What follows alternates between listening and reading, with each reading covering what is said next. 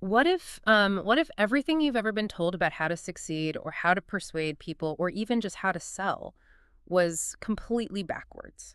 Oh man, that is a huge question, Mm-hmm. but it's so relevant right now. Right, because we are constantly bombarded with this cultural narrative that says if you just push harder or if you force yourself into this like alpha extrovert mold, things will just magically work out. Yeah, the whole hustle culture thing, or even the manifesting trend. Exactly, the manifesting, like if you just use enough positive thinking, the world is eventually going to just bend to your will. And honestly, it's exhausting. It really is. It burns people out so fast. It totally does.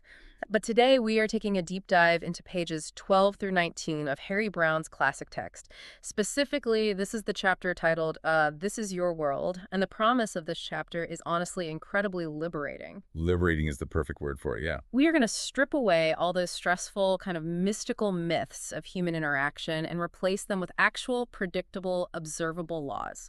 Which is such a relief, honestly. It really is. So for anyone listening right now, whether you're, trying to navigate a complex corporate buyout, or you're launching a startup, or even just trying to figure out why your marketing campaign is completely falling flat, understanding this underlying architecture of human nature is like the ultimate shortcut. Yeah, it takes all the mystery out of why people say yes or no to you. Right. And it reveals that the supposedly selfish pursuits of the people around you are actually the operational blueprints for your own success. That shift right there, from mysticism to mechanics, that's really the core tension of this entire chapter. Yeah, mechanics over magic. Exactly. The author is essentially asking us to stop treating human behavior like it's some sort of unpredictable, magical phenomenon and start treating it much more like, well, like physics. Like actual science. Right. We're going to break down the fundamental operating system of human decision making into these concrete laws.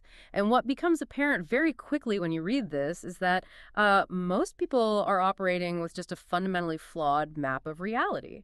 Oh, absolutely. Especially when it comes to that concept of belief versus logic. Let's actually get right into that first major friction point. Let's do it. Because the text hits us immediately with this assertion that success does not come from faith. And it certainly doesn't come from the fallacy of positive thinking. Which is, totally counter to what everyone is taught. Totally counter. I mean, if you walk into almost any modern business seminar today, the keynote speaker is like pacing the stage, telling you that confidence and unshakable belief in yourself are the absolute cornerstones of achievement. Right. They tell you to visualize the win. Yes, visualize the win, hype yourself up, ignore the haters, all of that. But the text categorizes this reliance on belief as a really dangerous trap. And it's a trap because it places the entire burden of reality on your emotional state. Yeah, which is so heavy. It is. The modern advice to just believe carries this really toxic implication. Like if you fail, you simply didn't believe hard enough. Your energy was wrong. Ugh, the bad vibes argument. Right, exactly. It's an exhausting cycle that completely ignores all the actual external variables at play. The grounded reality of the text just completely rejects that entirely. So how does the text define success then, if not through belief? Well, success, according to this framework, it comes from proving to yourself that a logical course of action is the only right way. And that requires rigorous observation. It requires actual analytical thinking. Not just standing in front of a mirror hyping yourself up. Exactly. You have to look at the board as it actually is, not convince yourself that your pawns are queens.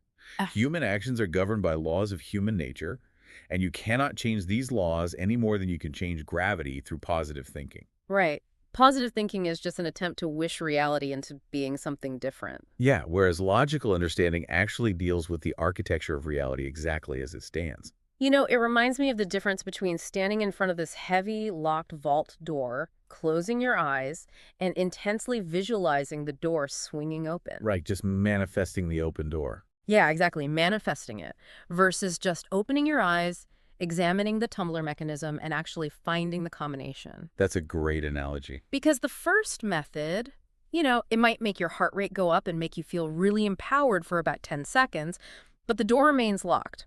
The second method actually gets you inside. And to anchor that concept, the text uses a really elegant, simple analogy. Think about dropping a glass on a hard tile floor. Okay.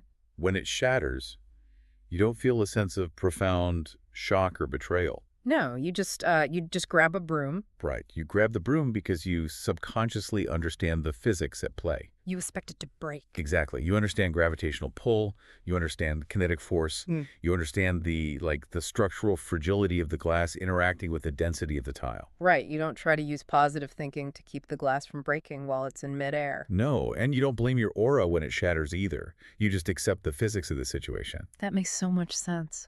And the argument here is that we need to view human reactions with this exact same predictable clarity. So when someone reacts a certain way, like when a client walks away from a deal, or a colleague gets really defensive in a meeting, It isn't random. right, it isn't random, and it isn't a mystical failure of your persuasive energy. It is the direct result of laws of human nature interacting with their specific environment. Honestly, the relief in that concept is massive. Because if a prospect rejects my proposal, it's just gravity. The conditions just weren't right for the glass to stay whole. Exactly. Maybe the pricing structure didn't align with their risk tolerance, or, maybe the implementation timeline threatened their quarterly goals. The physics of the deal were just off. Yeah, the variables didn't align. But we are so deeply conditioned to internalize that as a personal failure of willpower. We sit there and think, well, if I had just pitched with more enthusiasm, they would have said yes. Which is just a profound waste of cognitive bandwidth. Well- Trying to manipulate reality with sheer emotional force, I mean, it might feel empowering in the moment, but it completely blinds you to the actual levers of change. Isn't blinding. Yeah. The author is offering a very pragmatic exit from that cycle. The mandate here is to stop trying to force a positive mindset when the underlying logic of a situation points to failure. Right. Don't smile through a bad strategy. Exactly. Instead, all of that energy should be redirected toward logically understanding the hidden calculus behind why the people around you act the way they do. Once you understand the behavioral physics of a given situation, you don't need to hype yourself up. You just apply the right leverage in the right place. I love that. When you're staring down a client who just rejected your pitch, it's so easy to feel defeated or to think they just, don't get it. Oh, they don't get it. Excuses everywhere. Everywhere. But if you apply this principle, the strategy changes entirely. You stop taking it personally. You stop trying to positive think your way into a follow-up email. You become a scientist. A scientist of human behavior, yeah. Yeah. You look for the gravity. You look for the friction. You ask yourself, what are the structural reasons this didn't work? And I think that perfectly sets up the next crucial layer of this chapter. Yeah, the fundamental force. Exactly. Because if human behavior is governed by predictable laws, just like physics, what is the fundamental force driving those laws? What is the gravity of human nature? Well, the text identifies this fundamental force as the universal motivator, and that is the pursuit of happiness. But we need to pause here for a second. Okay, let's pause. Why? Because the author defines happiness in a very specific, mechanical way that strips away all the poetry and the philosophy we usually attach to it. Oh, interesting. How so? In this context, happiness is defined exclusively as the mental feeling of well-being.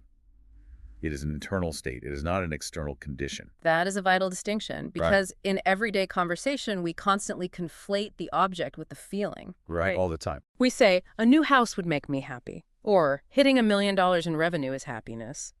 But the text draws a razor-sharp line here. The house and the revenue, they are not happiness. They are just objects and numbers. Right. The separation of external stimuli from internal response is really the linchpin of this entire philosophy. So a warm blanket on a winter night, a critically acclaimed movie, or a perfectly cooked steak, they are not in themselves happiness. They're just things. They are merely instruments. They are the external tools we utilize to trigger that internal feeling of well-being, or conversely, to avoid the feeling of discomfort. Okay, I see. The blanket itself doesn't contain some magical substance called happiness. It simply contains thermal insulation. Right, which relieves the physical discomfort of the cold. Exactly. Which in turn triggers a mental feeling of well-being. The text asserts that every single action a human being takes, without exception, is an attempt to trigger this internal feeling. So we basically all walk around with this highly sensitive internal metal detector. But instead of scanning the ground for gold, it is constantly scanning our environment, our conversations, and our potential futures for this specific feeling of well-being. That's a really good way to visualize it. The text uses the analogy of food to illustrate this, which I think is brilliant because it grounds it in biology. We know that on a cellular level, we eat to fuel our bodies. But on a behavioral level, we eat because of how food tastes. Right. We want the good flavor. And taste is a completely internal construct. We say a slice of fresh pizza tastes good and a carton of spoiled milk tastes bad, but inherently they are just different arrangements of molecules. Yeah, the universe doesn't care about the pizza. Exactly. The goodness or badness is entirely dictated by the internal alarm system in our brain. The pizza triggers the well-being alarm. The spoiled milk triggers the profound discomfort alarm. The pizza is just the tool. The well-being is the actual biological and psychological goal.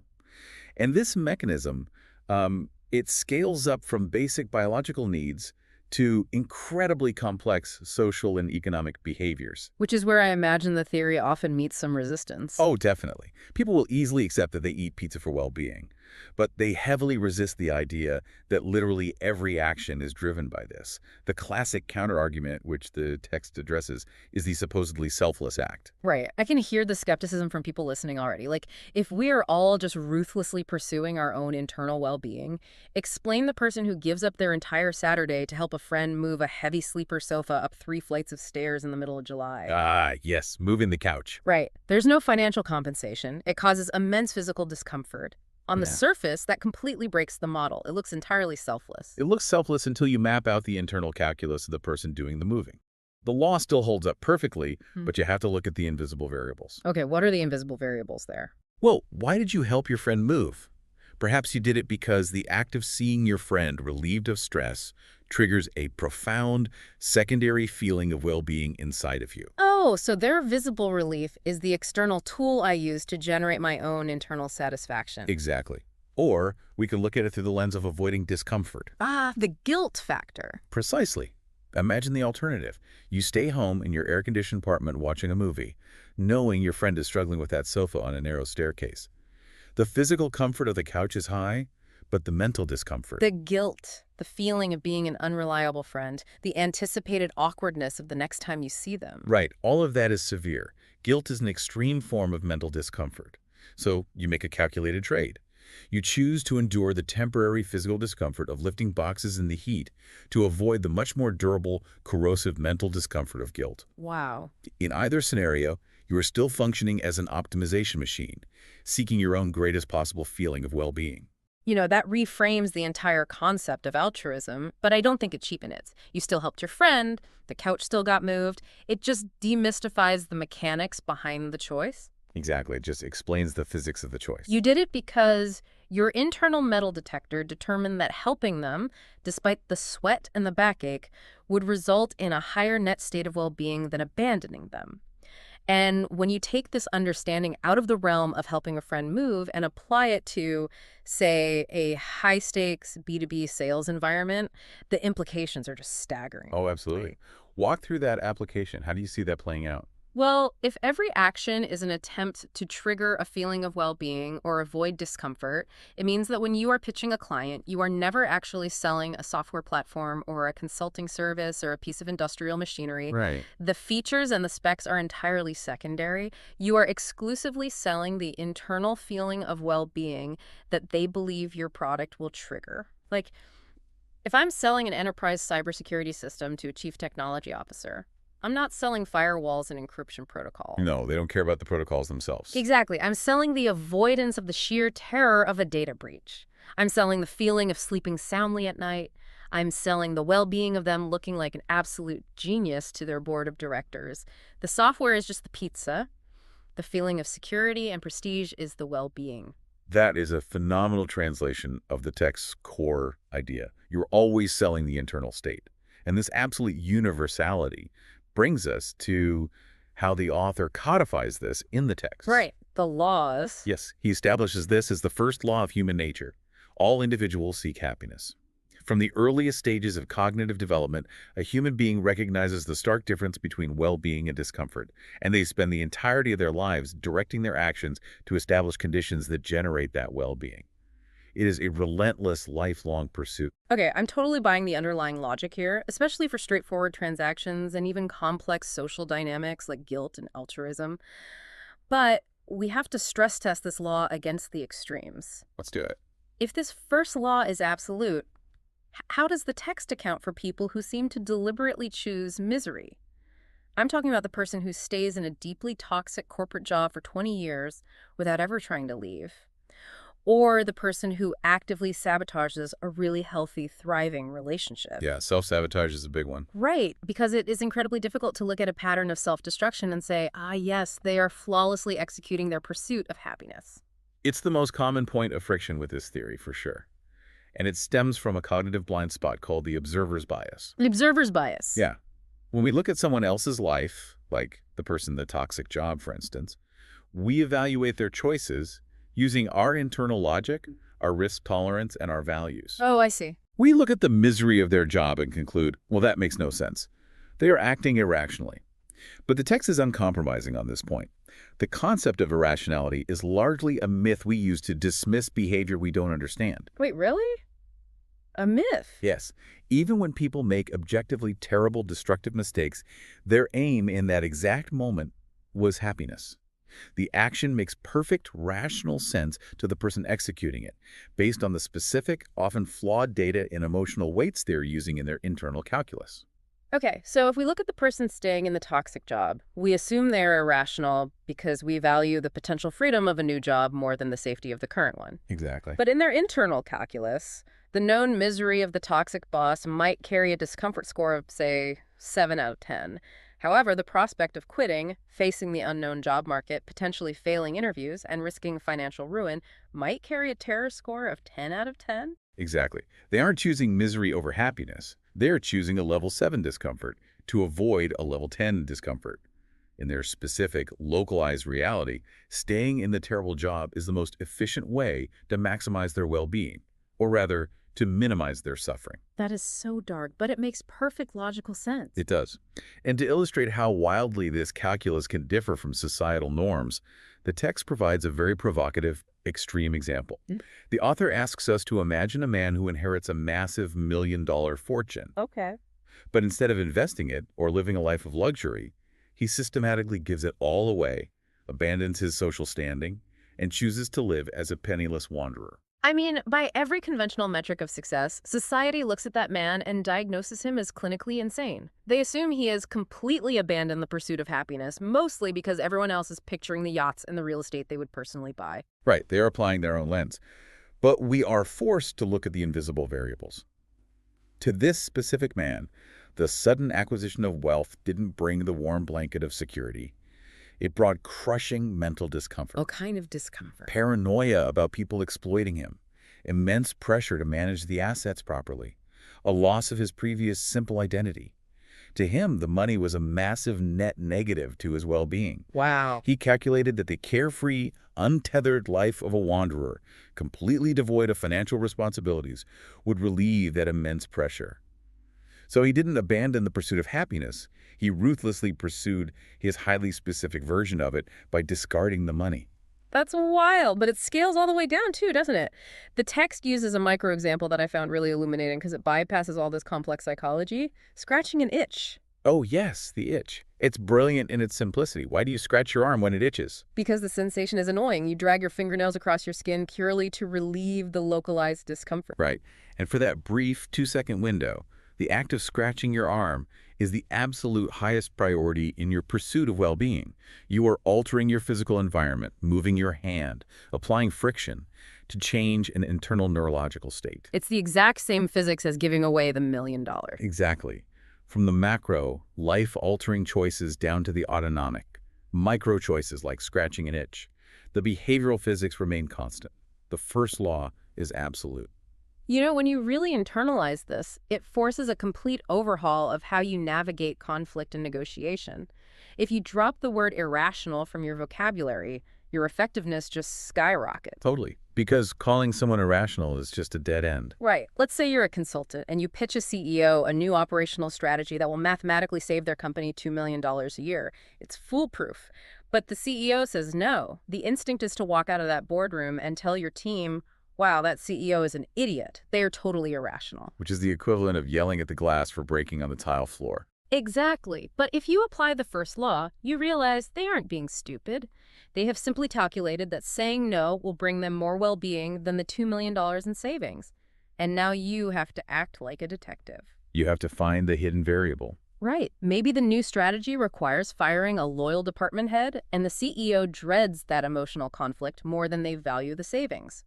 Maybe implementing the strategy will temporarily lower quarterly metrics, and the CEO's bonus is tied to this specific quarter. Yeah, their incentive structure is different. Their internal well being is tied to avoiding conflict or securing their immediate bonus, not optimizing the company's long term balance sheet.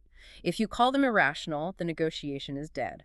If you understand they are protecting their own specific form of well being, you can pivot the pitch to address that hidden discomfort. That pivot requires a really deep understanding of the variables at play, which brings us directly to the second law of human nature in this framework. Okay, what's the second law? Well, if the first law states that everyone seeks happiness, the second law explains why we have so much trouble predicting how they will seek it. The second law is happiness is relative. Relative. Yes, because every single human being possesses a completely unique genetic makeup, Ugh. a distinct childhood, different traumas, and different knowledge bases. The triggers for well-being are profoundly subjective.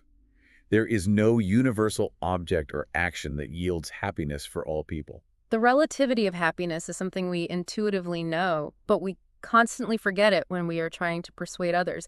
It's kind of like wearing a highly specific pair of prescription glasses. Oh, that's a perfect way to look at it. Like if I have terrible astigmatism and I finally get a pair of glasses that corrects my vision, the world suddenly comes into sharp HD focus.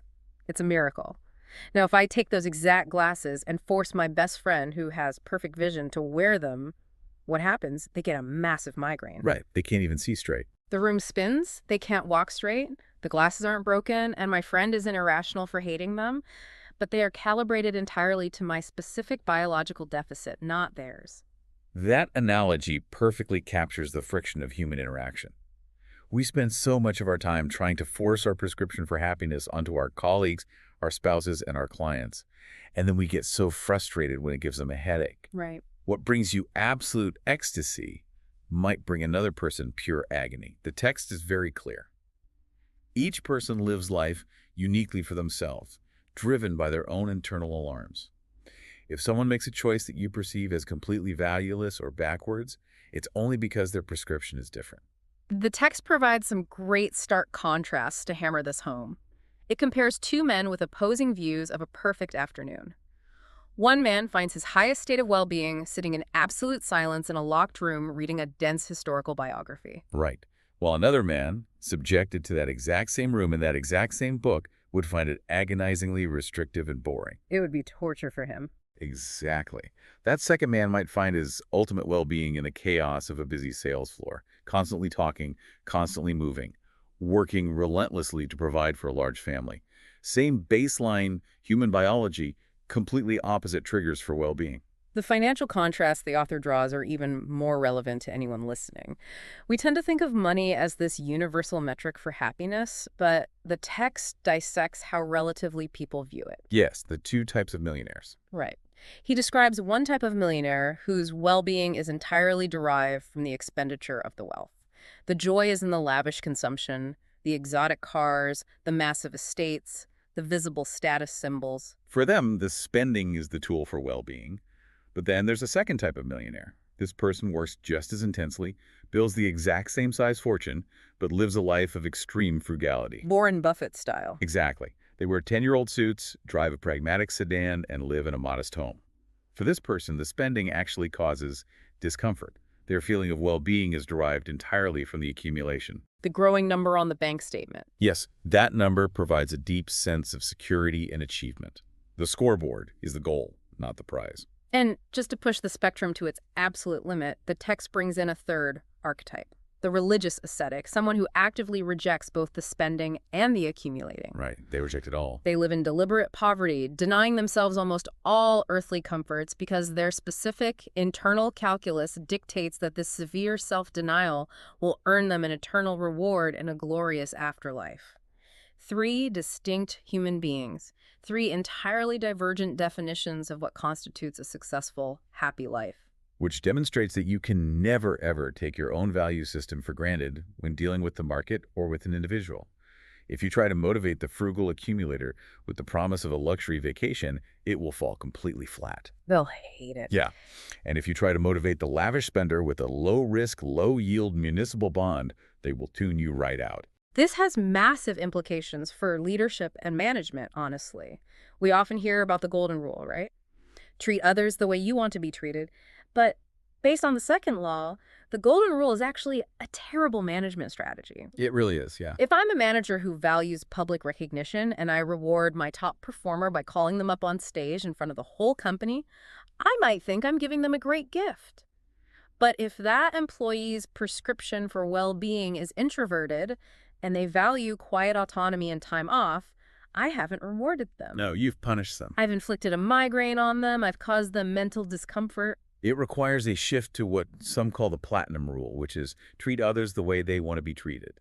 You have to become an active observer of their relative values. You have to map their specific topography of happiness. But this raises a really natural complication, which I think forms the bridge to the final major concept of this chapter. Let's hear it. If everyone is just running around operating their internal metal detectors, seeking their own highly specific relative versions of happiness, why don't we all just easily acquire what we want? Why is it so hard? Yeah, like if you want to accumulate, accumulate. If you want to spend, spend. Why is there so much friction, competition, and economic conflict in the world? Well, that is because we live in a world bound by the third law. Resources are limited. This is where the abstract psychology hits the cold, hard reality of economics. It is the law of the necessity of choice. The necessity of choice. Exactly. Our imaginations, and by extension our desires, are functionally infinite. A person can easily imagine enough luxurious vacations, enough career achievements, enough hobbies, and enough consumption to fill 100 lifetimes. We want it all. We do. But our resources to acquire those things are violently finite. You know, when we say resources, the immediate thought goes to money or property. And yes, obviously, capital is limited. But the text is talking about something much more fundamental. He is. Property is just one resource. We are fundamentally limited in time. We only have 24 hours in a day and a finite lifespan. We are limited in physical and mental energy. We are limited in knowledge and processing power. Right. And because our infinite desires collide with these finite resources, we are constantly, relentlessly forced to choose. We simply cannot have everything, so we must select. We basically have champagne appetites on a tap water budget, specifically regarding our time and energy on Earth. And because we are forced to choose, we have to develop a ranking system. Which introduces the concept of value. Now, in this framework, a value is not some moral imperative. A value is simply the amount of happiness an individual expects to receive from an object, an idea, or an action. Okay, so it's a metric. Yes, purely a metric. Right. Because we cannot pursue every avenue of happiness simultaneously, we subconsciously rank these expected returns. We place a higher value on the choices that we believe will yield the greatest well-being, and we discard or delay the rest. And here is where the mechanics of human behavior become incredibly predictable. Because our resources are finite, we are all naturally driven by economic efficiency. Yes, efficiency is key here. We act in ways that attempt to use up the absolute minimum amount of our limited time and energy to secure the maximum amount of happiness. We are all essentially trying to get the highest ROI on our existence. It's the principle of least effort applied to human satisfaction. Think about it. If you are trying to drive to the beach and you have a quarter tank of gas, you look for the most direct route.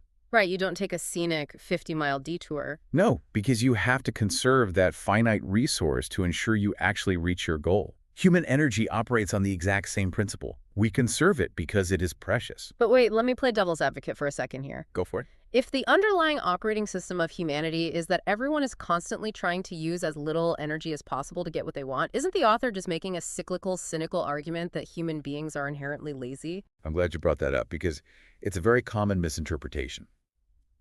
But it confuses laziness with efficiency. Laziness implies a moral failing or a lack of desire. Efficiency is simply a structural reality of scarcity. Okay, unpack that a bit. Sure. Look at the most driven, intense person you can think of. Like a startup CEO working 80-hour weeks, sleeping under their desk, sacrificing their health. Are they lazy? Obviously not. They're working constantly. Right. They are expending a monumental amount of energy, Yeah. but they are still operating on this third law.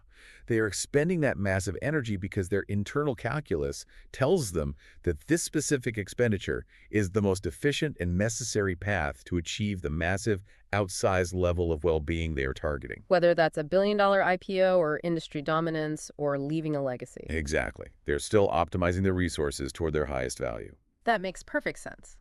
The CEO is optimizing for a massive goal. But the text provides a fantastic counterexample to the CEO to prove that this law applies universally. The author discusses the person who appears to take absolutely no interest in anything. Yes, the classic couch potato. Right, the person who just sits around on the couch, entirely inactive, seemingly devoid of ambition or drive. We look at that person and we say, they have no values. They are the absolute definition of lazy. But the argument is that even the perpetually inactive person has a strict, rigid value system. They aren't devoid of values. Their scale is just calibrated entirely differently than the CEO's. What could they possibly be valuing if they're literally doing nothing? They are placing an absolute premium on the conservation of their physical and mental energy. They value what society calls boredom or inactivity more highly than they value the expected happiness return of getting off the couch. So the effort isn't worth the reward to them. Precisely. To them, the cost of the energy expenditure required to find a job, learn a skill, or engage socially is perceived as higher than the well-being those activities would provide. They have done the math, and doing nothing yields the highest net positive for their specific relative prescription of happiness. So every single decision, from launching a startup to staring at a blank wall, is an internal negotiation over limited resources. Exactly. Let's stress test this one more time, because I know people listening right now are thinking about the modern economy. This book was written in an era of physical scarcity, but today we operate in a digital economy. If I build a piece of software, it costs me essentially nothing to replicate it a million times. I can distribute a digital resource infinitely. Does the third law break down when the resource isn't physically scarce? It's a great modern application of the theory, but the law holds completely firm. Because while the object you are distributing might be infinite, the recipient's resources remain violently finite. You can send 1 million emails for free, but the recipient still only has 24 hours in a day. And more importantly, they have a strictly limited reservoir of cognitive bandwidth and attention.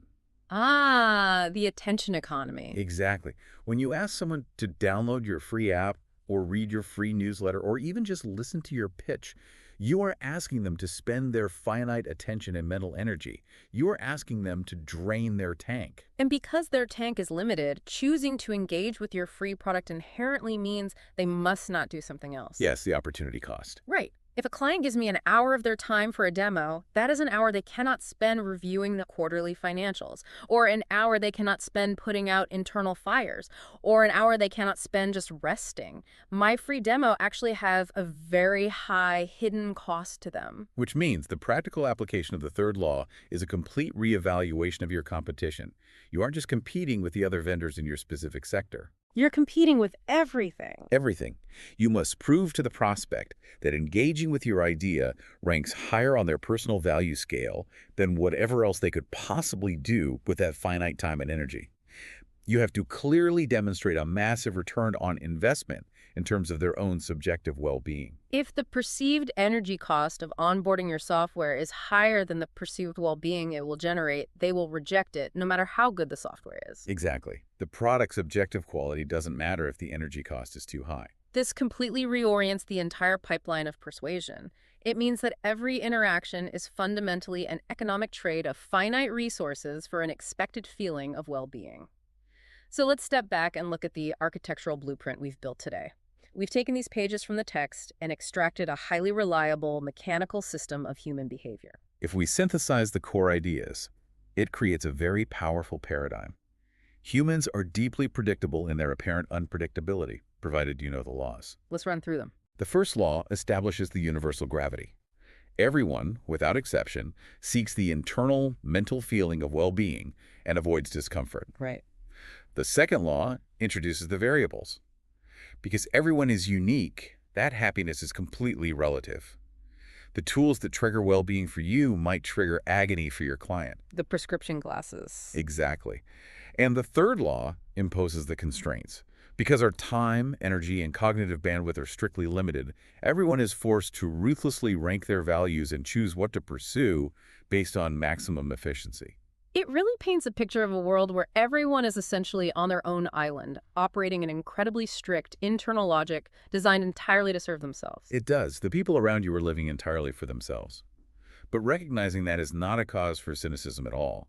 It is the ultimate strategic advantage. That is the beautiful paradox at the heart of this chapter. If you accept that everyone is selfishly pursuing their own relative well-being, the path to success becomes crystal clear. Yeah, you stop fighting human nature. Right. You don't win by aggressively forcing people to want what you want. You don't win by exhausting yourself with positive thinking, just hoping the glass won't break.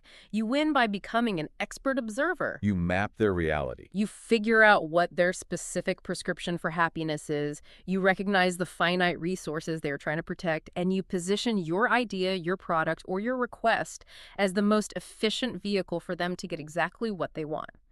When you do that, when you serve their selfish pursuit, your own success becomes a mechanical inevitability. You align yourself with the gravity of their desires rather than fighting against it. And that completely shifts the focus from, how do I get what I want to how do I solve the hidden discomfort in their life? But this sets us up for a massive, almost terrifying question. Which is? If we truly accept this blueprint, if everyone is fiercely protecting their limited resources, constantly calculating their own subjective well-being, and essentially operating as self-interested islands, how do we ever interact without constantly stepping on each other's toes? Yeah, that's the big one. If everyone is out for themselves, how does a society or even just a business function without tearing itself apart? Mull that over, because next time we are going to dive into the mechanisms of how humans actually manage to cooperate and profit from one another in a world governed by these exact laws. Thanks for joining us on this deep dive. We'll see you next time. So what if, literally everything you've ever been taught about compromise, especially that old saying that, one man's gain has to be another man's loss, what if that is just completely wrong? Right. It really challenges the entire foundation of how we're socialized, right? Like how we view cooperation in general. Yeah, exactly. We basically operate under this ambient cultural assumption that virtue requires some kind of sacrifice. Yeah. Like in any transaction, someone inherently has to be walking away with less.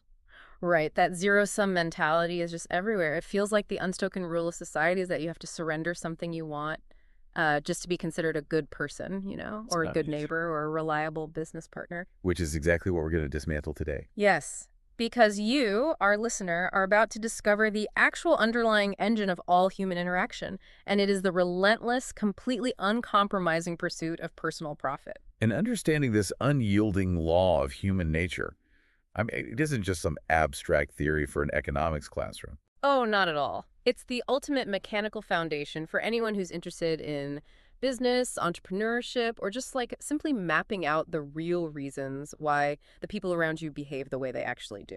Yeah, it's highly practical. So we are taking a deep dive into our source material today, specifically covering pages 20 to 25, the section on how men profit, and we are going to look at the invisible physics that dictate human choice. And to even begin mapping that out, we really have to isolate a word that carries just a massive amount of modern baggage. And that word is profit. Right. Heavy baggage. Huge. If you ask 100 people on the street right now to define profit, 99 of them are going to describe a balance sheet. Oh, 100%. They'll talk about corporate quarterly earnings or gross margins, revenue minus the cost of goods sold. Exactly. They view profit strictly through the lens of accounting and finance. Which, it's perfectly logical given our environment, right? When you read the news, profit is literally always tied to a dollar sign. Always. But the source text we're analyzing today, it demands that we completely strip away that financial context. Just get rid of it entirely. Because if we want to actually understand human action, we have to look at profit as a biological and psychological mechanism, right? Not just a mathematical one. That's exactly it. And the thought experiment the text uses to strip away that financial context is, it's this isolated desert island scenario. Oh, this is a great one. Right. So imagine you are entirely alone on a remote island. There's no currency, there's no market, no society to negotiate with. Just me, the physical environment, and my own internal drives. Right. So in that isolated vacuum, financial profit is literally impossible. You can't make a dollar. Because there are no dollars. Exactly. But the drive to profit remains. Success in that environment just means using whatever limited resources you have at your disposal to maximize your own well-being. So my resources would be like my physical energy, my waking hours, my ingenuity. Yes, you're using those to maximize your physical and psychological state, so every single moment requires a calculation. Right, and that calculation is basically a purest form of economics. It is. So let's say you have a basic shelter, right? But it leaks when it rains. Okay. And you are also really hungry. You have, say, 4 hours of daylight left. Do you expend your caloric energy and your time reinforcing the roof, or do you spend it trying to spear a fish? Okay, let's unpack this. I'm evaluating which future outcome is going to yield a greater subjective sense of well-being for me. I'm comparing two potential futures. Exactly. So if the hunger is acute enough, the fish wins that calculation easily. I'm willingly trading my physical energy and like the dry floor of my shelter for the calories of the fish. Because the physiological relief of eating makes you happier in that moment than the comfort of a dry roof. Right. And the text argues that this is fundamentally what profit actually is. It defines it as the increase in happiness by replacing one situation with another. And that definition, I mean, it is the critical hinge of this entire chapter. The increase in happiness by replacing one situation with another. Right. It shifts profit from an objective measurement of currency, right, to a subjective measurement of human satisfaction. Which changes everything. It completely changes the paradigm. Every single action a human being takes, whether you're on a desert island or, in the middle of Manhattan, it is an attempt to trade a current, less satisfactory state of affairs for a future, more satisfactory state of affairs. But the leap from the desert island to, like, modern civilization introduces a massive variable. Oh, a huge one. Because on the island, I'm really only negotiating with nature. But in civilization, you rely on this staggering web of other human beings for almost everything you consume. Yeah, I mean, you, as the listener, you didn't build the foundation of your house, right? You didn't stitch the fabric of the shirt you're wearing right now. I certainly didn't refine the fuel in my car. We are just entirely dependent on social cooperation. Right, which means we must understand this subjective definition of profit within a social matrix. Okay, so when we interact with others, we're still executing that same island calculation. We're trying to replace one situation with a better one. Exactly. But we are doing it by exchanging with people who are simultaneously running their own calculations. Right. And the text provides this seemingly mundane example to illustrate this, but the mechanics underneath it are actually profound. The housewife example. Yes, the housewife going to the grocery store. So she takes her money, purchases a product, say a carton of milk, and goes home. Simple enough. Right. But on an accounting ledger, her net worth just decreased. She objectively has less money, but the source material insists that she profited. And she profited because of the mechanism of subjective valuation. Right. When she hands over that $5 for a carton of milk, she is demonstrating through her action that she values the milk more than the $5. Because if she preferred the $5, she would simply just keep it in her purse. Exactly. The money is her limited resource, just like your time and energy on that desert island. Oh, wow. Yeah. She trades it to replace a state of affairs she dislikes, which is not having milk, with a state of affairs she prefers. Her subjective happiness increases. That makes intuitive sense for goods, obviously. But the text then pushes the boundaries of this theory into a territory that usually provokes, like, moral outrage. Yeah, the loafer example. This one always gets people. It really does. So the text uses this extreme example of a loafer, someone who entirely refuses to work, contributes absolutely nothing to the market economy, and simply lounges around all day. Right. And the author claims this person is also profiting. And this is where we have to separate moral judgment from economic reality. Which is hard for people to do. Very hard. Society judges the loafer heavily, right?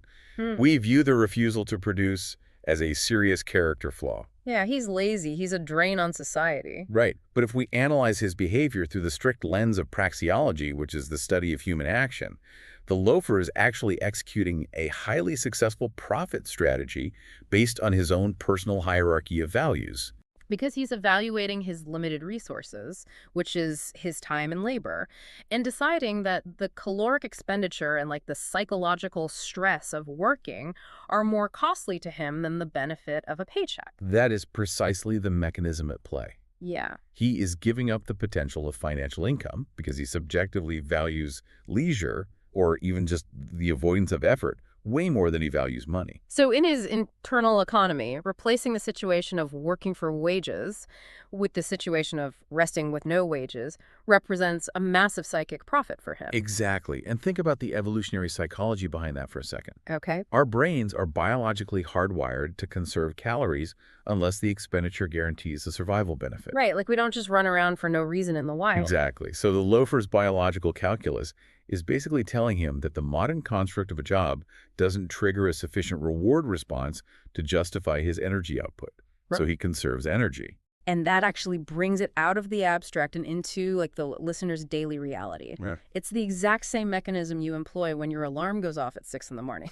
Oh, the snooze button analogy. I love this. Right. So you intended to wake up early, do a complex workout, make a really healthy breakfast. We all have those intentions. We do. But then the alarm sounds and you just hit the snooze button. You choose 15 more minutes of sleep over the workout and the meal. Because at that specific moment, the marginal utility of 15 minutes of rest completely dwarfs the marginal utility of physical fitness. Exactly. I'm trading long-term health goals for immediate physiological comfort because at 6 a.m., that comfort is the highest yielding profit available to my happiness. Right. Later in the day, you might regret it, your value scale might shift. Yeah. But in the exact moment of choice, you acted to maximize your subjective well-being. And the implications of this are just staggering when you apply them to your daily interactions. They really are.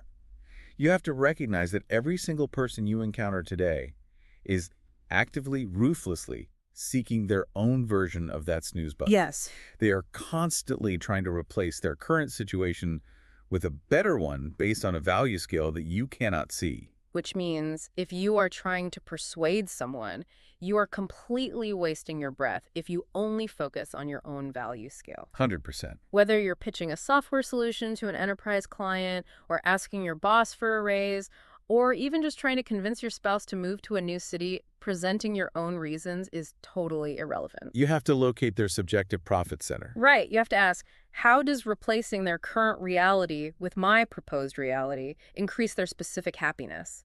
But, this naturally introduces a pretty severe point of friction. Right. Because if everyone is just seeking profit, doesn't that mean people are just doing whatever they want all the time? Yeah. What about people who do things they absolutely hate? Yeah, I can hear the objections forming right now. Because the theory sounds so clean when we talk about buying milk or hitting the snooze button. But wait, here's where it gets really interesting. Apply that logic to someone trapped in a miserable, soul-crushing, dead-end job. Okay, let's look at that. They're underpaid, their manager is verbally abusive, the commute takes 2 hours, you can't tell me they are doing what they want, they're suffering. Where's the profit in that?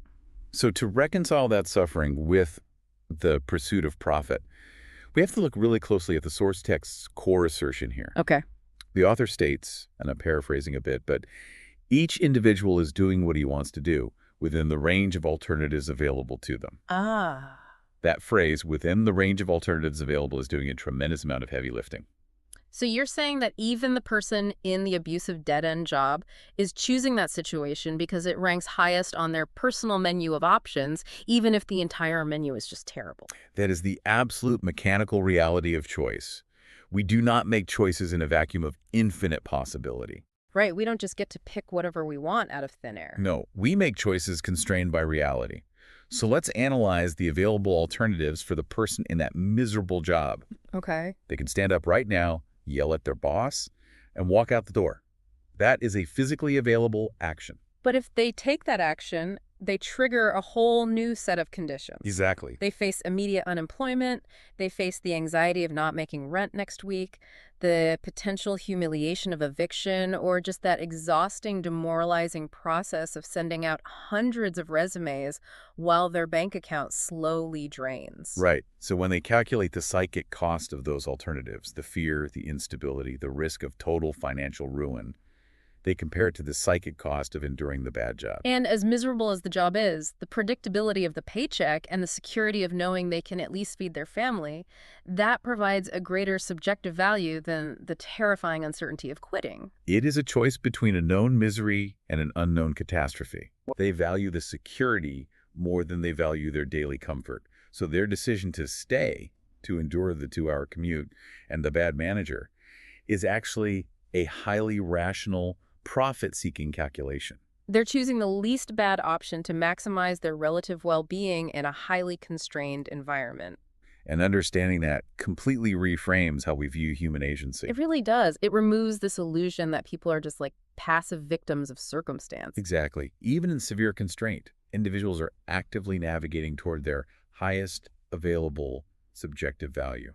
And the text pushes this even further into the realm of psychology by analyzing individuals who pose as martyrs. Oh, this is such a brilliant section of the text. We all know this archetype, right? The parent who constantly reminds their children of the sacrifices they made, or the coworker who voluntarily takes on everyone's extra work just to, sigh loudly and complain about how exhausted they are all the time. Yes. They present themselves as completely selfless, like they're operating entirely at a loss for the benefit of everyone else. Right. But the martyr complex is one of the most fascinating applications of subjective value theory. Because on the surface, they appear to violate the rule. Yeah. They seem to be giving up their resources, their time, energy, emotional bandwidth, without receiving anything tangible in return. But the text argues that they are actually extracting a massive psychological profit. Yes. The profit isn't financial, and it obviously isn't comfort. The profit is the intense, almost intoxicating feeling of moral superiority. Yeah, they gain a sense of validation, identity, and social leverage that just perfectly aligns with their personal value scale. And evolutionary psychology offers a brilliant lens here, too. How so? Well, altruism in social species is rarely pure sacrifice. It's very often a mechanism for social signaling. Okay, I follow. By demonstrating how much they sacrifice, the martyr is signaling their immense value to the tribe, thereby securing social status and future reciprocity. So if you were to somehow force them to stop sacrificing, like if you solved all their problems so they literally no longer had to suffer for others, they wouldn't be relieved. No, not at all. They would be furious or deeply depressed because you just stripped away their primary source of psychic profit. You took away their identity. Exactly. And this creates a really critical operational mandate for you, the listener, when navigating complex relationships or business hierarchies. You have to stop judging other people's choices as irrational just because their value scale doesn't match yours. The first step to getting along with others or doing business is to uncover their actual motives. Right. If you see a colleague staying in a role that clearly limits their potential, or a friend repeatedly choosing toxic relationships, your first instinct is usually to call them crazy or try to fix them. But the analytical approach is to stop projecting your own desires onto them. You have to ask, what is the hidden profit here? Maybe that colleague values the lack of responsibility more than career growth. Maybe the friend finds a strange comfort in the predictability of chaos, or extracts identity from playing the victim. Once you identify the hidden profit they are pursuing, their seemingly irrational behavior becomes perfectly predictable. You understand the specific gravity of their decision-making process. Right. But, if we extrapolate this to the macro level, we run into a bit of a philosophical wall here. Okay, let's hear it. If society is composed of 8 billion people, and they are all fiercely guarding their own subjective profit, all constantly calculating how to extract the maximum amount of happiness from their environment, shouldn't that result in just a dystopian nightmare? It does sound like a recipe for chaos. Right. It sounds like the recipe for an endless, violent war of all against all. Yet, for the most part, global trade functions, cities operate, and people generally cooperate. How does the theory explain the existence of peace and commerce in a world of entirely selfish actors? To explain that, we have to dismantle one of the oldest, most deeply entrenched economic fallacies in human history. The concept I mentioned in our introduction. Yes, the myth of the zero-sum game. Right. The belief that one man's profit necessitates another man's loss. Historically, that was the entire basis of mercantilism, right? It was. The idea that global wealth was basically a fixed pie. So if England got a bigger slice of gold, France inherently had to have a smaller slice. It viewed all trade as a form of bloodless warfare. And that mercantilist assumption, it still dominates how people view modern capitalism today. Oh, absolutely. They look at a billionaire and assume his wealth was forcibly extracted from the working class, leaving them poor. Yeah. But the source material categorically rejects this. It states that mutually profitable exchanges are not just possible, they are literally the very mechanism that prevents the war of all against all. Exactly. And the text uses a classic transaction to demonstrate this. A car dealership. Okay, let's break down the mechanics of why the zero-sum assumption fails here. So a salesman has a used car sitting on his lot. Okay. A buyer walks onto the lot with $3,000 in his pocket. They negotiate, and they execute the trade. The buyer drives away in the car, and the salesman puts the cash in his register. So under the zero-sum fallacy, someone just got exploited. Someone won and someone lost. Right. But let's look at the subjective value scales of both actors here. Okay. The salesman possesses the physical car, but he values the $3,000 more than the car. He needs liquidity to pay his mechanics, to keep the lights on, and to feed his family. A hunk of metal sitting on the asphalt doesn't solve his immediate problems. Conversely, the buyer has the liquidity, but he values the car more than the $3,000. He needs reliable transportation to get to a new job across town. Exactly. The cash in his pocket can't physically drive him to work, so he perceives the utility of the vehicle as far greater than the utility of the cash. This reveals the fundamental secret of trade. It's the inequality of valuation. Notice that they did not value the items equally. No, and that is a staggering realization when you really think about it, because if they value the car and the money exactly equally, the trade would never occur. It would be mathematically impossible. Right. If I value my watch exactly as much as you value my watch, there is zero incentive for either of us to expend the physical energy to execute a trade. The only way trade happens is if the values cross in opposite directions. Exactly.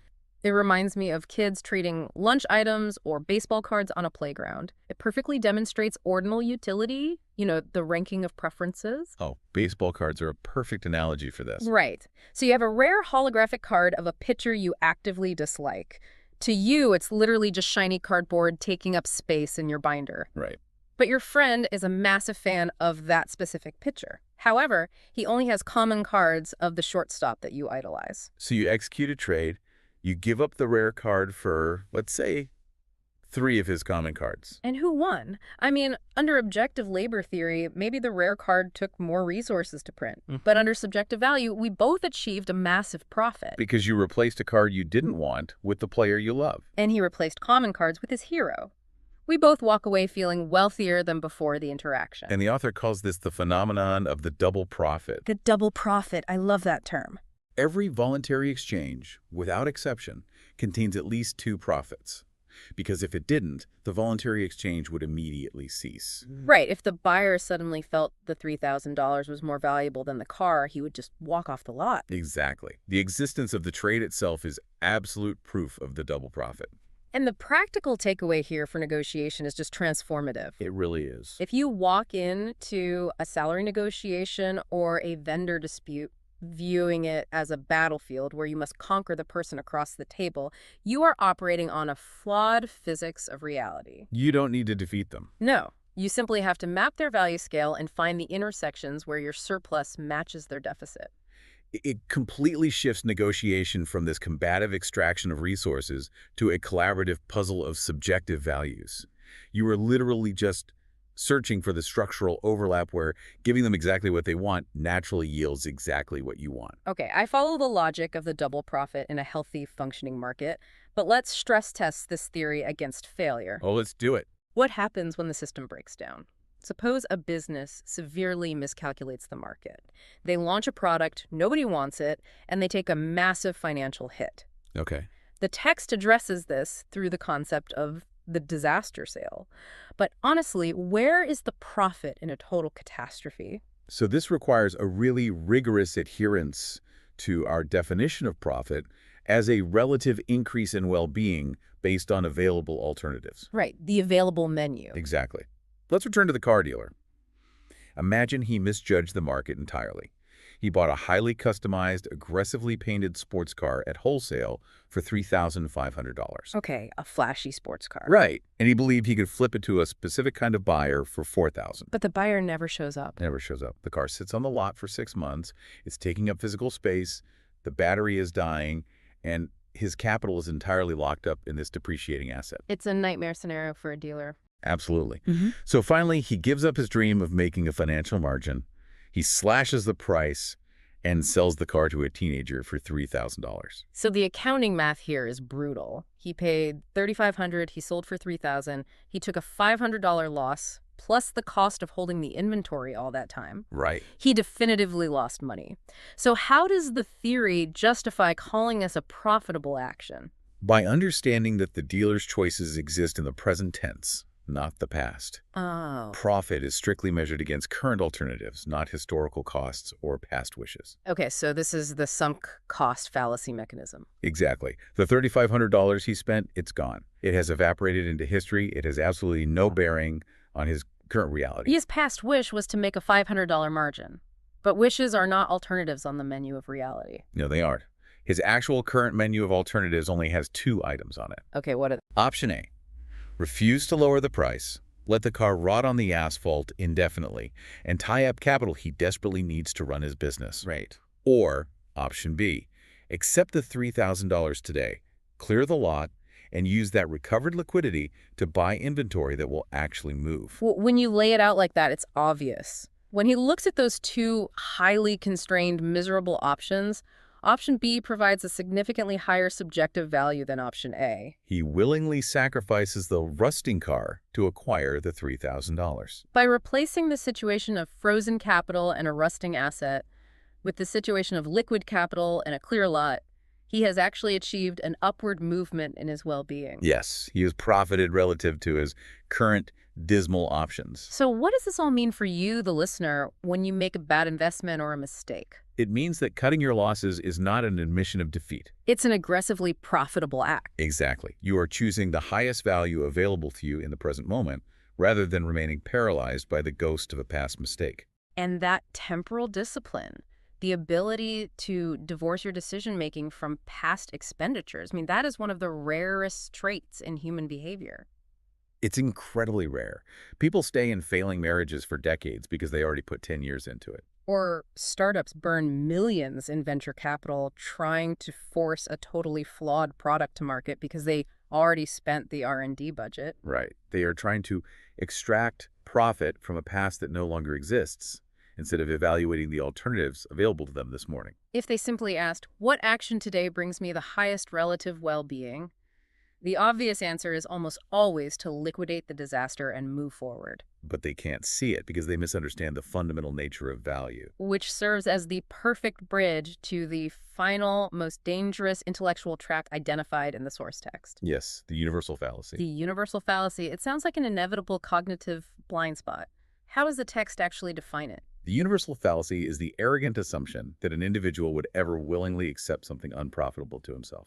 Okay. It is the belief that you can force, coerce, or expect a human being to execute a trade that lowers their subjective well-being. But based on everything we've established today about praxeology and subjective value, that is biologically and psychologically impossible. No organism voluntarily acts to decrease its own state of satisfaction. Right? Yet we assume they do it all the time because we judge their actions from our omniscient external perspective. We think we know better. Exactly. The text uses a brilliant everyday example to illustrate how easily we fall into this fallacy. Okay, let's hear it. Imagine observing a man walk into a small, cramped corner store. He buys a basic household item, maybe a box of laundry detergent, and he pays $2 for it. And as the external observer, you know for an absolute fact that there is a massive modern supermarket directly across the street selling the exact same brand of detergent for $1. Right. So if you operate under the universal fallacy, you look at the man in the corner store and you conclude he is acting irrationally. You assume he is voluntarily taking a $1 loss. You believe he is acting against his own profit. But that requires assuming that his value scale perfectly matches your spreadsheet logic of saving $1. It completely ignores the hidden transaction costs and subjective preferences that dictate real human behavior. Exactly. When you abandon the universal fallacy, you realize the man is acting perfectly rationally within his own internal economy. We have to map out what he might be valuing more than that single dollar. Right. He might value the geographic convenience of not having to cross a busy intersection. Sure. He might value the speed of the corner store, knowing he can be in and out in 60 seconds, whereas the supermarket requires navigating massive aisles and waiting in long checkout lines. Yeah. His time has subjective value. Or, as the text rather amusingly points out, he might just enjoy the friendly banter with the clerk at the corner store, or even simply admiring the pretty salesgirl behind the counter. Exactly. Whatever the specific psychological driver is, the cumulative subjective value of the corner store experience ranks higher on his internal scale than the $1 he would save across the street. He isn't acting unprofitably. He is buying time, convenience, or social interaction for the price of $1. And this concept, it scales up from the corner store to the highest levels of macroeconomic theory. Okay, how so? The source text tackles a very common manifestation of the universal fallacy regarding corporate monopolies. Oh, this is a big one. It quotes a sentiment you hear constantly in political discourse. If the government didn't regulate the economy, General Motors would double its prices tomorrow. You hear that applied to basically every major corporation. If pharmaceutical companies or tech giants were unchecked, they would charge 10 times as much for their products, and we would just have to pay it. And that statement is the ultimate expression of the universal fallacy. Because it assumes that consumers are mindless drones who will accept any deal no matter how unprofitable it is to them. Right. It assumes that if General Motors suddenly decided to charge $60,000 for a bare-bones entry-level sedan, consumers would just blindly keep buying the exact same volume of cars. But the mechanism of subjective value dictates that consumers have strict limits. Every individual has a threshold where the cost of the item exceeds the perceived benefit. Yes. We call it elasticity of demand. If the price of that basic car crosses the threshold where it is no longer profitable for the consumer's happiness, the consumer exercises their ultimate power. The power of refusal, they walk away. Exactly, because they have other alternatives on their menu. If the car is too expensive, they will repair their current vehicle. They'll buy a motorcycle, they'll organize a carpool or take public transportation, or even relocate closer to their workplace. Right. They will always substitute the overpriced good with an alternative that restores their psychic profit. The corporation is never truly in control. The subjective value scales of millions of consumers dictate the market. You simply cannot decree profitability from the top down. General Motors cannot force a transaction that the consumer finds unprofitable. The moment the corporation attempts to do that, they destroy their own revenue stream. It's like a rude cashier who thinks people will keep coming back just because the store is geographically convenient. That's a perfect analogy. They are practicing the universal fallacy, forgetting that customers will eventually find the bad attitude unprofitable to deal with, and they'll go somewhere else. Exactly. So the overarching thesis here is that human nature is fiercely, inherently protective of his own equilibrium. You can never abolish the profit-seeking nature of human beings. Never. Whether it is a housewife buying milk, a loafer refusing to work, a martyr seeking validation, or a consumer rejecting an overpriced car, the mechanism remains identical. So when you synthesize all these concepts, subjective value, the myth of the zero-sum game, the reality of the disaster sale, and the universal fallacy, you arrive at a truly profound operational truth. The world is not a chaotic, unpredictable mess of irrational actors. It operates on a precise, invisible physics of human desire. Every single person is constantly calculating their own happiness and trading their limited resources to increase it. And the friction in our lives, the failed negotiations, the frustrating employees, the confusing relationships, it almost always stems from our arrogant assumption that others should act according to our value scale instead of their own. If you want to thrive in the real world, you must entirely abandon the universal fallacy. You cannot force, guilt, or expect people to act against their own interests. True influence comes from recognizing that everyone is pursuing their own profit and aligning your goals with theirs. Now that you know every single person is fiercely guarding their own internal profit ledger, the next logical question is, how do you actually get them to give you what you want? Right. How do you map those value scales to build wealth and drive cooperation? That is exactly the architecture we will uncover in the next chapter of this deep dive, where we explore the exact mechanics of how men succeed. Tomorrow, when you see someone make a decision that completely baffles or frustrates you, a coworker, a family member, a customer, pause before you call them irrational Look at the constraints of their reality. and ask yourself the only question that matters. What hidden profit are they seeing that you are totally blind to? Because once you see the hidden profit, the entire puzzle solves itself. Until next time. So what if the real secret to getting literally everything you want in life, like whether that's financial wealth, aggressive career advancement, or even just, getting a friend to spend time with you, has absolutely nothing to do with what you desire? Oh, wow. Yeah, that is a bold way to start. Right. But think about it. What if the key to unlocking all of your own ambitions actually relies entirely on catering to the person sitting across from you? I mean, that is a deeply uncomfortable concept for a lot of high achievers to swallow. Oh, absolutely. We live in this culture that just relentlessly promotes self-actualization. Right, the whole hustle culture thing. Exactly. We're told to build our vision boards, Mm. to aggressively manage our personal goals, to, figure out our why, and then basically demand that the universe accommodates it. Right, it's very me-focused. Totally. But the source material we're looking at today completely shatters that self-centric worldview. It really does. It flips it on its head. Yeah, so today in this deep dive, we are jumping into a remarkably provocative chapter titled How Men Succeed. It's from Harry Browne's book, The Secret of Selling Anything. Specifically pages 26 through 28, right? Yep, that's the one. And what Browne does here is he strips away all that motivational fluff we just talked about.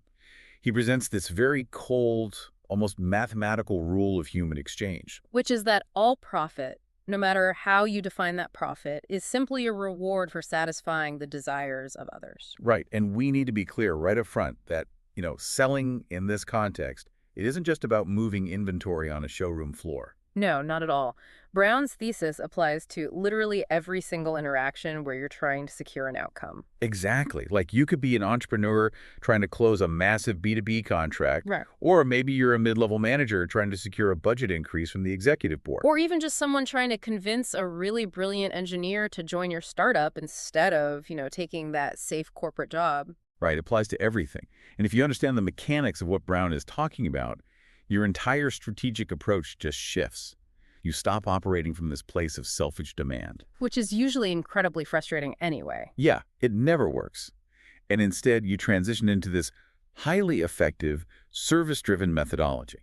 Well, and the foundational premise he starts with is actually quite elegant in its simplicity, I think. Oh, for sure.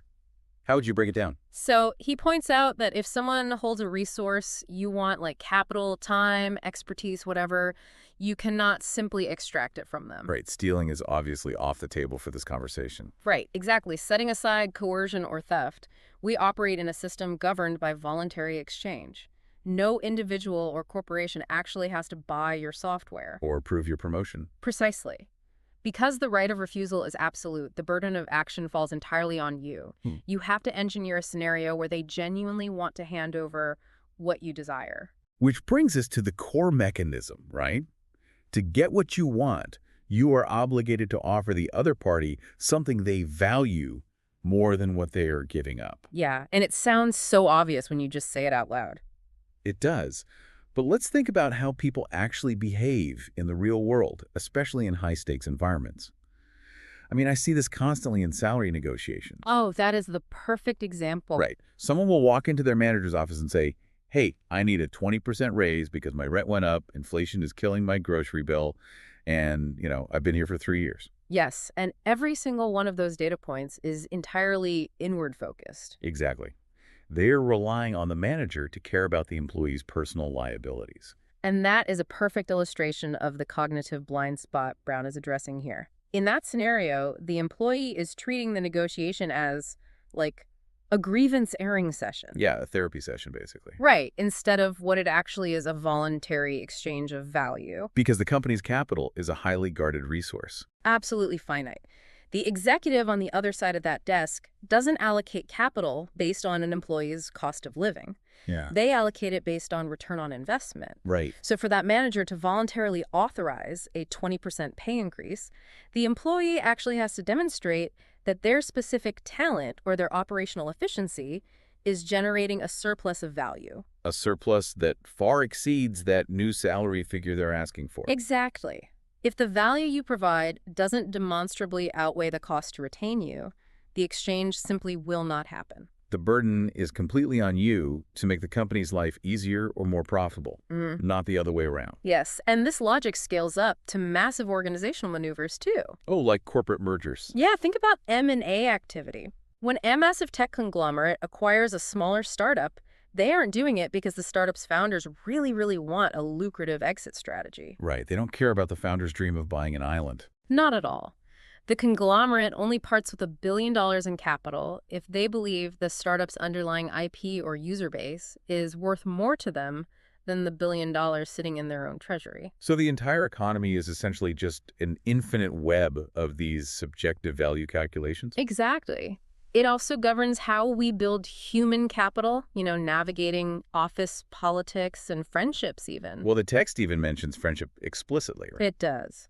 because time and attention are the most aggressively protected resources in the modern world. Oh, absolutely. If you want to build an alliance with an influential person in your industry, you are asking them to redirect their limited energy away from their own pursuits and toward you. And they could be doing literally anything else. Yeah. Analyzing data, spending time with their kids, sleeping. Right. So to get them to voluntarily agree to a coffee meeting, the prospect of interacting with you has to be perceived as more valuable than any of those alternatives. That has to be intellectually stimulating or strategically beneficial. Or at least highly entertaining. You have to manufacture a quote-unquote profit for them, even if that profit is purely psychological. Okay, but let me play devil's advocate and push back on this framework for a second. Sure, go for it.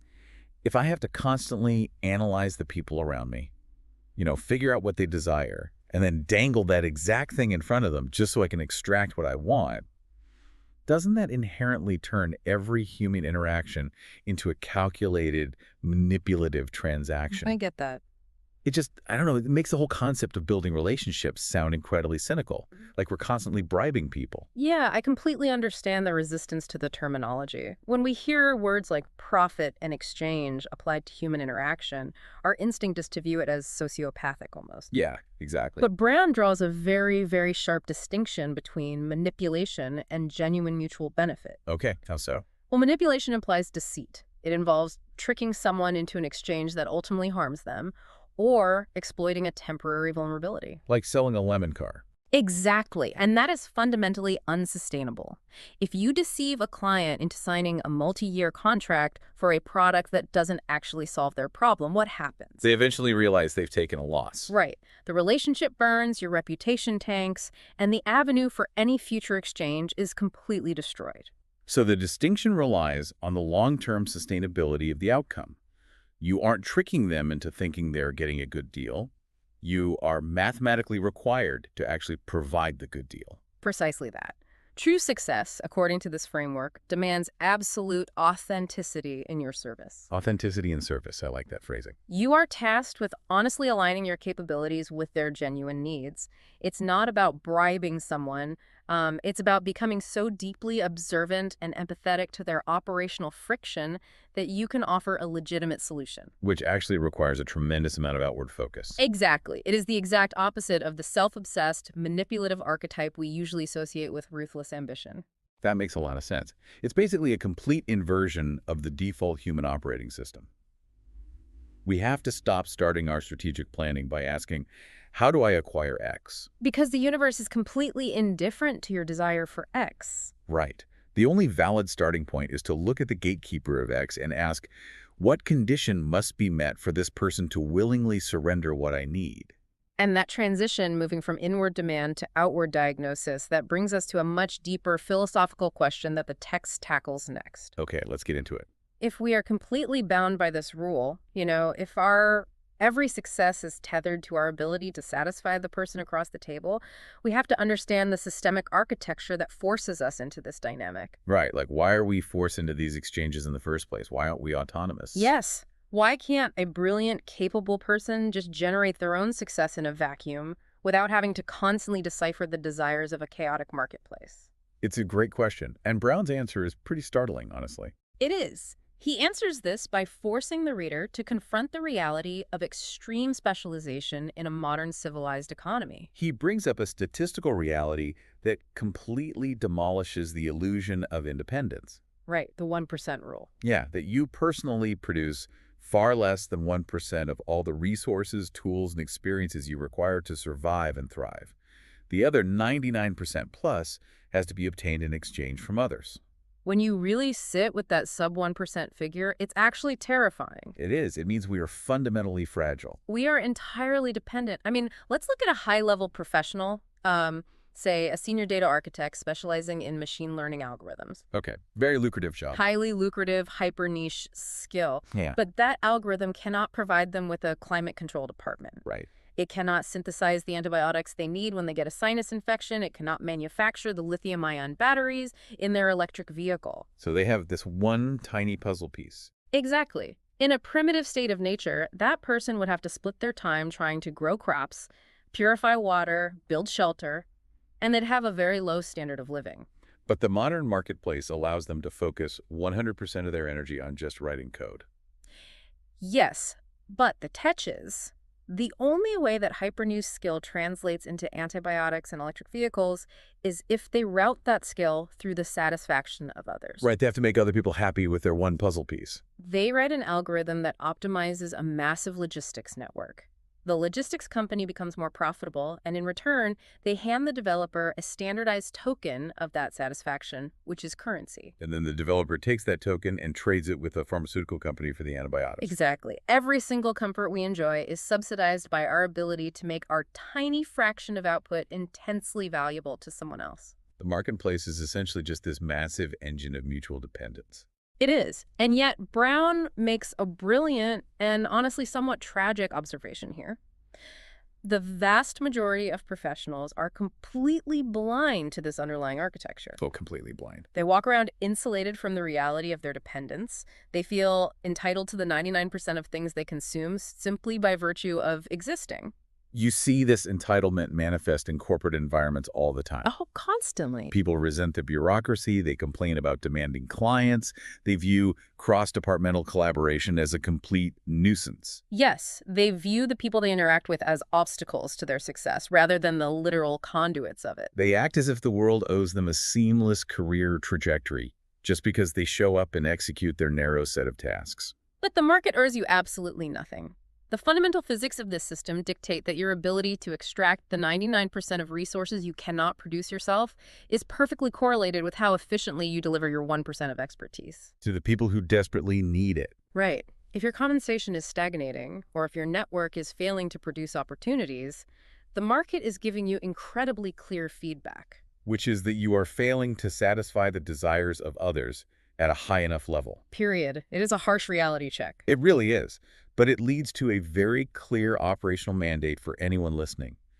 We have to treat every single professional interaction as a diagnostic mission. Yes, exactly. A diagnostic mission. We cannot afford the luxury of assuming we know what people want. We have to become relentless detectives of human friction, uncovering the specific pain points of our clients and colleagues so we can direct our specialized skills at solving them. However, that diagnostic process introduces an entirely new layer of complexity, which brings us to the ultimate metric of success outlined in the chapter. Right, because diagnosing a need is one thing.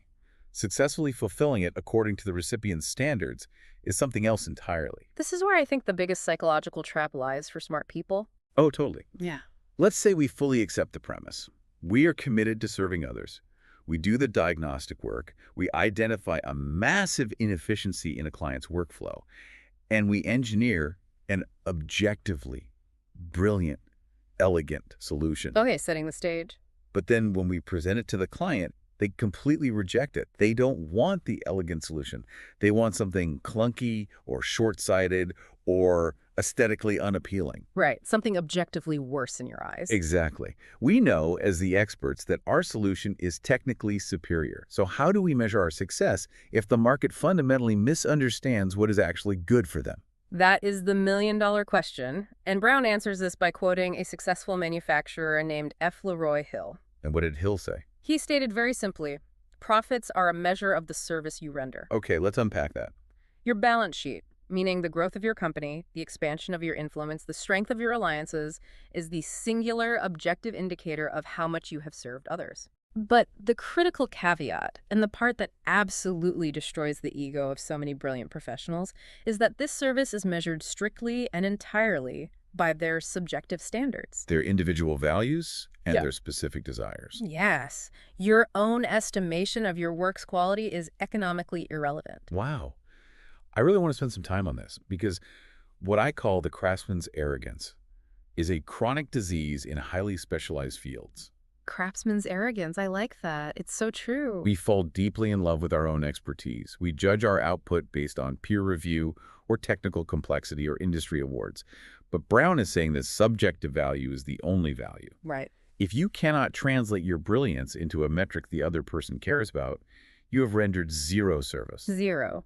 Let's apply this to a complex B2B scenario to make it concrete. Yeah, let's hear it. Imagine a boutique software development firm pitching a complete overhaul of a legacy back-end architecture to a massive logistics corporation. The boutique firm has spent months engineering a system that reduces server load by 40%.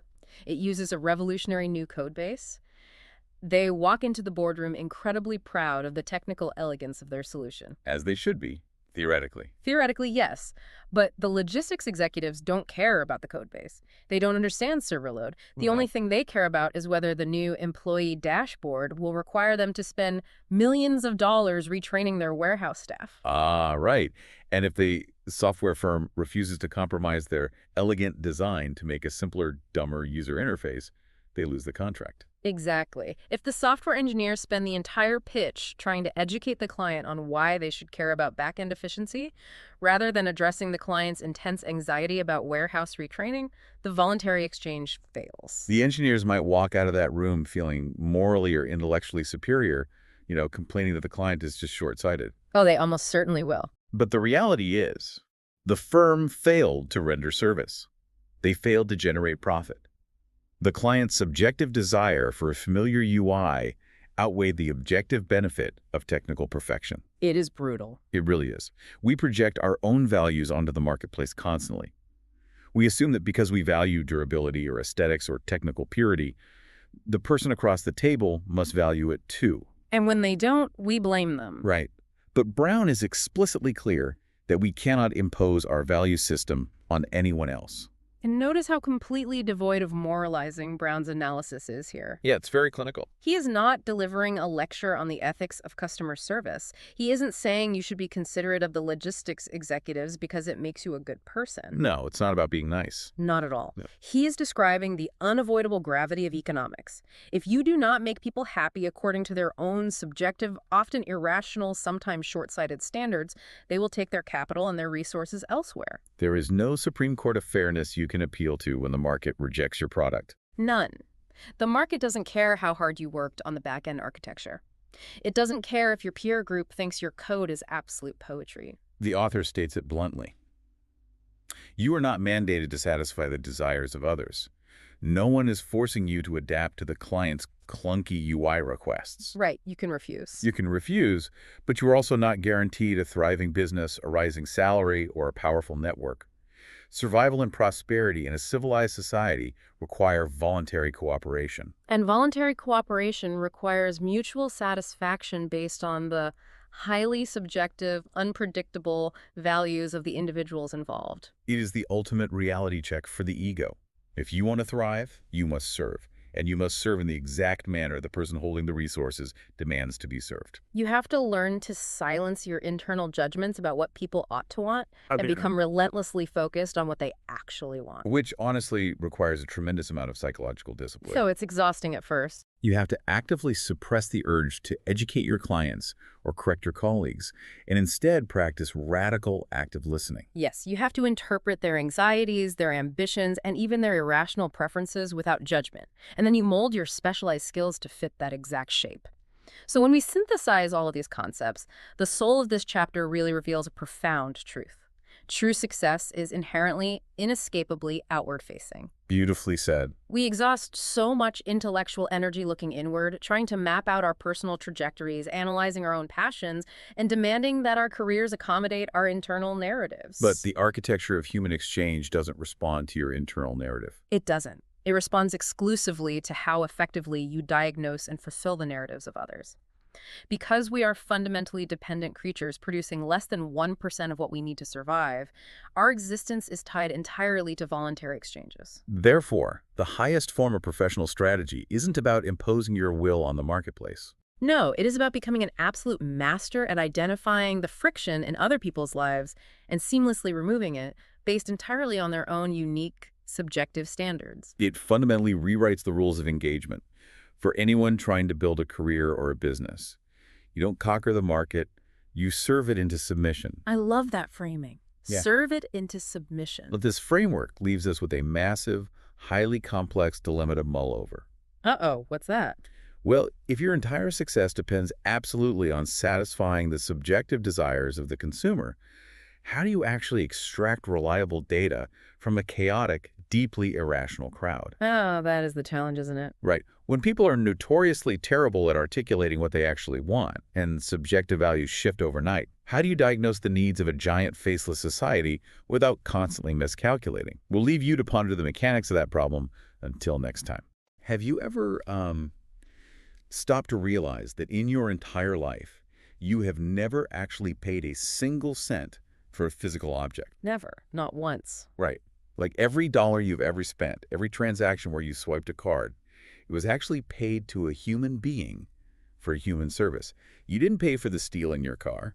You paid the miner, the engineer, and, the assembly worker. Yeah, you're paying for their time and their effort. Exactly. And once you understand that fundamental mechanic, the entire secret to your success in business, and honestly, just navigating life, it flips completely upside down. It really does force a total shift in perspective. Yeah. You suddenly realize you aren't dealing with inert materials, and you certainly aren't dealing with abstract, math-driven markets. No, not at all. You are only ever dealing with individual human desires. And we've got a really fascinating stack of research and economic principles to dive into today for this deep dive. I'm so ready for this. Yeah, the overarching mission here is to figure out the profound mechanics of who you really need to please to succeed in any venture. We are going to unpack how individual desires completely dictate the marketplace. Which is huge. It is. And we'll get into why the personal effort you put into your work matters a whole lot less than you probably think. Plus, we'll decode the true meaning of price, which is basically the ultimate shortcut for anyone looking to increase their value in the real world. I mean, I can't wait to get into this because we're essentially trying to figure out why some businesses or careers or creators just skyrocket, right? While others, despite people working like 80-hour weeks and grinding themselves into dust, totally flatline. Oh, absolutely. The burnout is real, and it usually comes from aiming at the wrong target. Right. And the answer seems to come down to a fundamental misunderstanding of what a marketplace actually is. We hear this buzzword thrown around constantly by politicians, by CEOs, in marketing meetings, society. Oh, we need to meet society's needs. You hear it everywhere. Exactly. But our sources today start with a massive reality check about this concept. They argue that society is a complete hallucination. A total phantom. It's just a word. Yeah. It's a convenient label we use to describe a gathering of individuals, but only the individual can actually think, act, and experience happiness. It is incredibly easy to fall into that linguistic track, though. We talk about what society wants or what is good for society as if society is this giant monolithic creature with a central nervous system. Like a giant brain just deciding things. Right, like it has a single unified value system. But if we break down the actual mechanics of human interactions, society has no heart. It has no brain. It doesn't make decisions. It doesn't buy things. Exactly. It is strictly a collection of single, solitary human beings. And if you zoom in on any one of those human beings, you find a uniquely different background. Different anxieties, different goals. A totally different scale of what brings them that mental feeling of well-being, which we broadly just call happiness. When you try to build a product or a career aimed at pleasing society, you are effectively aiming at a ghost. You're aiming at a statistical average that simply does not exist in the physical world. Yeah, it's a math equation, not a person. Okay, let me make sure I'm mapping this correctly, because this challenges a lot of modern corporate strategy. When a massive corporation launches a new initiative and the CEO says, we built this to serve society's changing needs, are you saying that framing is a guaranteed path to failure? Pretty much, yeah. Because if you're targeting an average, you aren't actually targeting anyone. It's like designing a glove for the average human hand, which might statistically have, 4.9 fingers.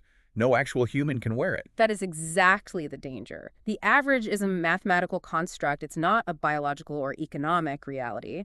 Targeting society is functionally useless when it comes to the actual mechanics of an exchange. Because you can't hand a product to society. Right. Think about the reality of your day-to-day work. You can't sell a car to society.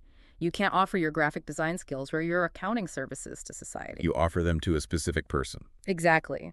A highly specific manager or a highly specific consumer who is sitting across a desk or a screen from you. And that specific person has a highly specific set of limited resources. Their time, their money, their energy. Yeah, and every single individual is constantly seeking profit for themselves. And we should probably clarify what we mean by profit here, right? Because immediately people think of quarterly earnings and balance sheets and Wall Street. Oh, right, good point. In this context, profit isn't just financial, it is far broader than that.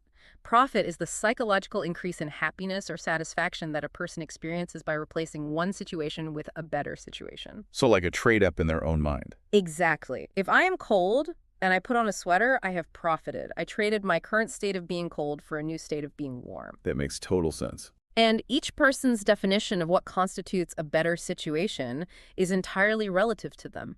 So if you try to pitch an idea to a broad demographic based on what you assume a large group needs, you completely miss the reality of the individual.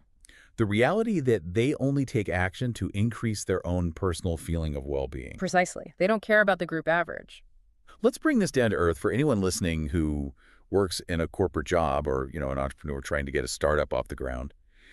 When you pitch an idea in a boardroom or try to sell a SaaS product, Or even just go into a job interview to sell yourself. yes, you cannot pitch to the room as a collective. You can't pitch to the company culture. You have to figure out who the ultimate decision maker is in that room and pitch to that individual. You have to find out what makes them tick. Right? You have to respect that this specific person, maybe it's the VP of sales sitting at the head of the table, is acting purely to increase their own personal profit. Their own psychological profit. Exactly. Maybe hiring you makes their daily stress go down. Maybe buying your software gets them a bonus. If you aren't appealing to their individual well-being, you're just making noise. You're just talking at a ghost again. And if we accept this premise that society doesn't actually exist as a decision-making entity and only individuals do, then we have to look at what all these billions of individuals are actually doing. Out there in this chaotic, swirling marketplace every single day. Right. If you strip away the complexity of international trade, stock markets, digital currencies, every human being is really only engaged in one of two fundamental activities. They are either producing or they are consuming. And the distinction between those two seems obvious at first glance. I mean, it sounds simple, but there is a deeply profound relationship between them that most of us get entirely backward. We really do. Because, okay, production is obviously the act of making something or performing a service.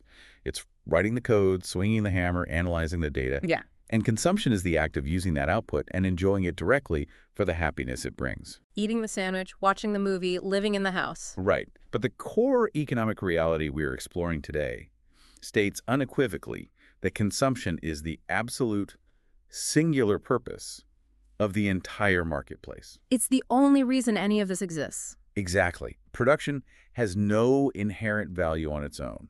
It exists exclusively as a slave to consumption. It is the only reason production happens at all. We only subject ourselves to the effort of producing so that we can eventually have something to consume. Because producing is hard. It is. Even when we make what economists call capital goods, things like hammers, software servers, or giant factory machines, we aren't making them because we just enjoy playing with factory machines. Unless you have a very weird hobby. Fair enough. But generally, we make those capital goods strictly to make the eventual consumer goods easier and faster to create down the line. The machine exists to make the shoe, and the shoe exists to be worn by a human foot.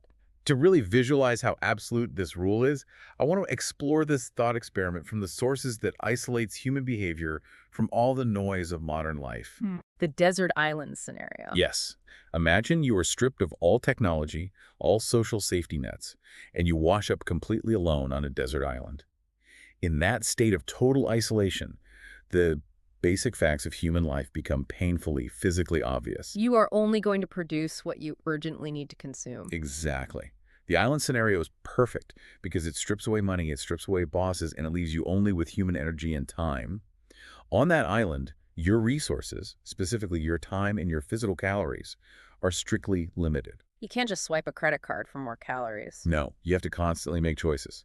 You might really want to go swimming in the ocean because it sounds fun, but you know the sun is going down, and you need shelter and food first. You are forced to create an internal value scale. Right. The most important things for your survival and your baseline happiness must come first. Your intense desire to consume a safe night's sleep dictates exactly what you decide to produce, which is a lean-to shelter. You aren't going to spend 10 hours carving a beautiful, intricate wooden statue on your first day because the statue provides no immediate consumption value that keeps you alive. It doesn't keep the rain off. Exactly. You are ruled entirely by your own consumption needs. Every minute you spend producing that shelter is a minute you are robbed of leisure. Production is inherently a cost. It's a painful expenditure of energy. Yeah, it's the friction you endure to get to the consumption. But let's evolve the thought experiment, because this is where it gets crazy. Imagine a second person washes up on the island. Let's call him Friday. Okay, Friday. Now, there are two individual value scales on this island. You both have different natural skills. Maybe you are incredibly fast at building shelters, but you are terrible at fishing. And Friday is a master fisherman, but doesn't know how to tie a single knot for a shelter. Right. So because your values, your time preferences, and your skills differ, an opportunity arises. You can start treating your surpluses. You begin to negotiate. I'll give you half of the space in my weatherproof shelter if you give me 3 of those fish you caught. Yes. And here is where a massive ego-destroying realization hits.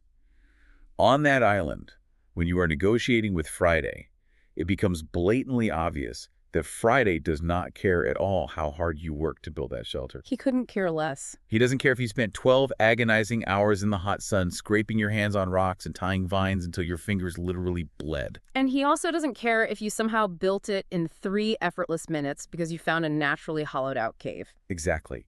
Your costs, your physical effort, and your sweat are completely irrelevant to him. Friday only cares about the value that shelter brings to him. Which is a hard truth to accept. Very hard. Uh-huh. If he actually prefers sleeping under the open stars, your 12 hours of agonizing labor are worth absolutely zero in exchange. This is where we have to completely dismantle what's known historically as the labor theory of value. That's the idea that hard work inherently creates value. Right. Yeah, the idea that the value of a good is determined by the total amount of labor required to produce it. It sounds fair to our modern sensibilities. We want to believe that hard work equals value, but the island proves it false. The market is entirely indifferent to your struggle. Completely indifferent. I think about this all the time when I look at creative projects or like professional presentations. Let's step off the island and look at an everyday scenario. Okay, let's hear it. Imagine you decide to host a dinner party. You want to impress your friends, so you decide to make an incredibly complex, authentic, multi-layered gourmet eggplant dish. Oh, this is a recipe for disaster already. It really is. You spend 3 days prepping. Hmm. You go to 4 different specialty grocery stores to find the exact right spices. You chop, you simmer, you sweat over a hot stove for 12 grueling hours. So your cost in terms of time, energy, and stress was massive. Massive. But when you finally serve it, your primary guest simply hates eggplant. They despise the texture. The value of that dish to them is literally zero. In fact, it might be negative value because now they feel guilty for not eating it and you're hovering over them. Right, now everyone is uncomfortable. The market, in this case your dinner guest, does not reward your sweat. It only rewards their own subjective satisfaction. And that is a tremendously difficult pill for a lot of people to swallow, especially high achievers. Because we're taught the exact opposite. We are. From a very young age, we are conditioned by the school system and by cultural narratives to tie our self-worth directly to our hard work. We are graded on effort. You get a gold star for trying your best. Exactly. So we carry that into adulthood and we think, I put 80 hours of research into this marketing strategy, therefore it is inherently valuable. My boss has to respect it. The client has to buy it. But the mechanics of human exchange are telling us we must completely detach our ego from our effort. You have to stop evaluating your worth by how hard you worked on a project in a vacuum. You have to start evaluating it strictly by how much the person you are offering it to actually values the final result. It's a brutal reality check. But honestly, once you get over the initial sting of it, it is incredibly liberating. How so? Because it means you don't necessarily have to work harder. You don't have to glorify the 80-hour grind. You just have to work more accurately. You have to become obsessed with aligning your output with what the other person actually wants. Yes, accuracy over volume. That's a great way to put it. And this brings us to a complex reality about our modern civilization. Right. Because we don't live on islands. No, we don't. On the island, the connection between production and consumption was direct. You fish, you eat the fish. But today, the economic structure is vastly different. Very different. If the end user's subjective value is all that matters, then no matter where you sit in the massive, tangled web of global business, there is only one true boss you must ultimately please. Right, because I don't grow my own food. I certainly don't know how to weave the cotton for my own t-shirts, and I couldn't even begin to tell you how to build the microphone I'm speaking into right now. Most people couldn't. We survived through the specialization of labor. There's an economic concept for this called the long production line. Instead of everyone doing everything poorly, we all specialize in one tiny, hyper-specific function. We trade the compensation we get for performing that function, and we navigate these incredibly long, indirect chains of production. But the rule remains absolute, doesn't it? Absolutely. No matter how far removed you are from the final product, everything you do must ultimately serve the final consumer at the very end of that line. Let's trace one of these lines because I really want to understand how this applies to someone who feels completely disconnected from the end consumer. Okay, give me an example. Let's say you are a back-end software engineer working for a B2B SaaS company. Your company sells logistical software to a massive shipping conglomerate. That shipping company delivers products to a retail chain. Okay, pretty far removed already. Yeah, and then that retail chain sells shoes to a teenager at a mall. You are 5, maybe 6 layers deep in this corporate hierarchy. You never see the teenager buying the shoes. You just stare at lines of code all day and deal with your immediate department head. How on earth does the consumer is king rule apply to you in that cubicle? It applies because your direct boss, the department head, is essentially acting as a proxy for that teenager buying the shoes. Wait, really? A proxy for the teenager? Yes. Let's trace the causality backward. Why does your boss value your code? They only value it to the extent that it makes the software function flawlessly. Why does the shipping company buy the software? To make their logistics better. Because flawless software helps them deliver boxes faster and cheaper to the retail chain. Why does the retail chain care? Because fast, cheap delivery means they can keep the hottest shoes in stock for the teenager at a competitive price. Okay, I see where this is going. If that teenager suddenly decides those shoes are out of style and stops buying them, the retail chain stops ordering shipments. And the shipping company loses revenue. Exactly. So they look to cut costs, and they cancel their subscription to your SaaS software. Your company's revenue drops, and suddenly your boss no longer has the budget to pay your salary. The entire chain collapses backward. It doesn't matter how elegant your back-end code was. It doesn't matter if it was the cleanest, most efficient architecture in the world. If it doesn't eventually culminate in an exchange that makes the final consumer happy, your specialized effort becomes economically worthless. You're always, always indirectly serving that final user. Even if you never meet them. That is such a powerful way to frame a career. It changes everything about how you should communicate your value. It really does. If you're a mid-level coder or an HR manager or a QA tester and you walk into a performance review, your instinct is usually to talk about the specs of what you do. I wrote this many lines of code, or I processed this many payroll forms. Which is just focusing on your effort again. Right. And we already established the market doesn't care about your effort. Instead, you need to trace your task all the way to the end consumer. You need to show your boss exactly how your specific service helped them satisfy the final consumer more efficiently or more cheaply or with higher quality. You have to draw that straight line between your daily grind and the final consumer's happiness. If you can do that, your value becomes undeniable. It's basically the ultimate job security. It is, No. because at the end of the day, the producers at the top of the chain only spend their capital and time making what they think will bring a profitable price from the consumer. They are steering their massive production machines based entirely on consumer choices. But, of course, that introduces a massive practical nightmare. Oh, absolutely. If our entire economic survival hinges on giving the consumer what they want, how do we actually figure out what they want? Because you can't just survey people. Surveys are notoriously unreliable. Right. If you walk down the street and ask people what they want, they will literally say everything. They want world peace. They want a six-pack without going to the gym. They want a promotion, a new car, and a better cup of coffee. Desires are infinite. Exactly. Desires always outrun resources. That is a foundational law of human nature. An individual might genuinely, authentically desire a private yacht, a brand new sports car, and a month-long vacation in a luxury villa in Europe. I mean, I would take all of those right now. Right. But your physical reality, your limited time, your limited energy, and the limited money in your bank account forces you to make agonizing choices. Because I can't have them all. Exactly. Because desires are infinite and resources are finite, vague desires are actually completely useless data points for us. If a customer says, I want a new feature in the software, that tells you almost nothing. Because talk is cheap. Exactly. The only mechanism that matters in the real world is how a consumer expresses their degree of desire. And they express that degree of desire exclusively through the price they're willing to pay. Okay, let's explore this idea of measuring the degree of desire, because I think this is where a lot of well-intentioned businesses, and honestly, even social policies, go completely off the rails. They confuse a vague need with a demonstrated preference. Yes. To really illustrate this, let's look at a scenario from the source material. The man who genuinely needs a winter coat. It's a great example. So the temperature is dropping and he is cold. He looks at his limited resources, his bank account, and he realizes he can only spare $30 for a coat.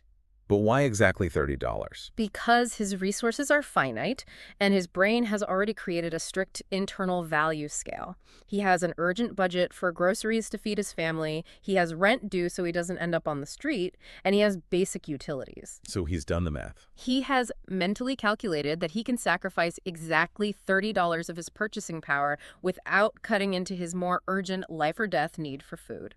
So he walks into a department store, he finds a coat that fits, but he checks the tag, and it's priced at $35. He puts it back on the rack and walks out into the cold. He simply won't buy it.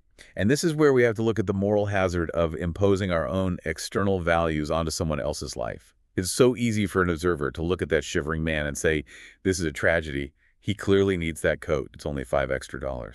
We should mandate that he buys it or force a system where he has to allocate that money. Exactly. But if you force him into a situation where he has to pay that $35 perhaps through a mandate or by eliminating all cheaper, lower quality alternatives from the market because you deem them substandard, you aren't actually improving his life according to his own internal standard. You are doing the exact opposite. Right. By forcing the $35 purchase, you are forcing him to surrender $5 that he had mentally and mathematically allocated for his family's food. You are forcing him to give up something he actively values more, the calories for his children, for something he values less, which is the extra $5 cost of the coat. You are lowering his standard of living based entirely on your external judgment of what he needs, while completely ignoring the complex hidden reality of his internal value system. It's a dangerous kind of arrogance. I see this happen in sales all the time, too.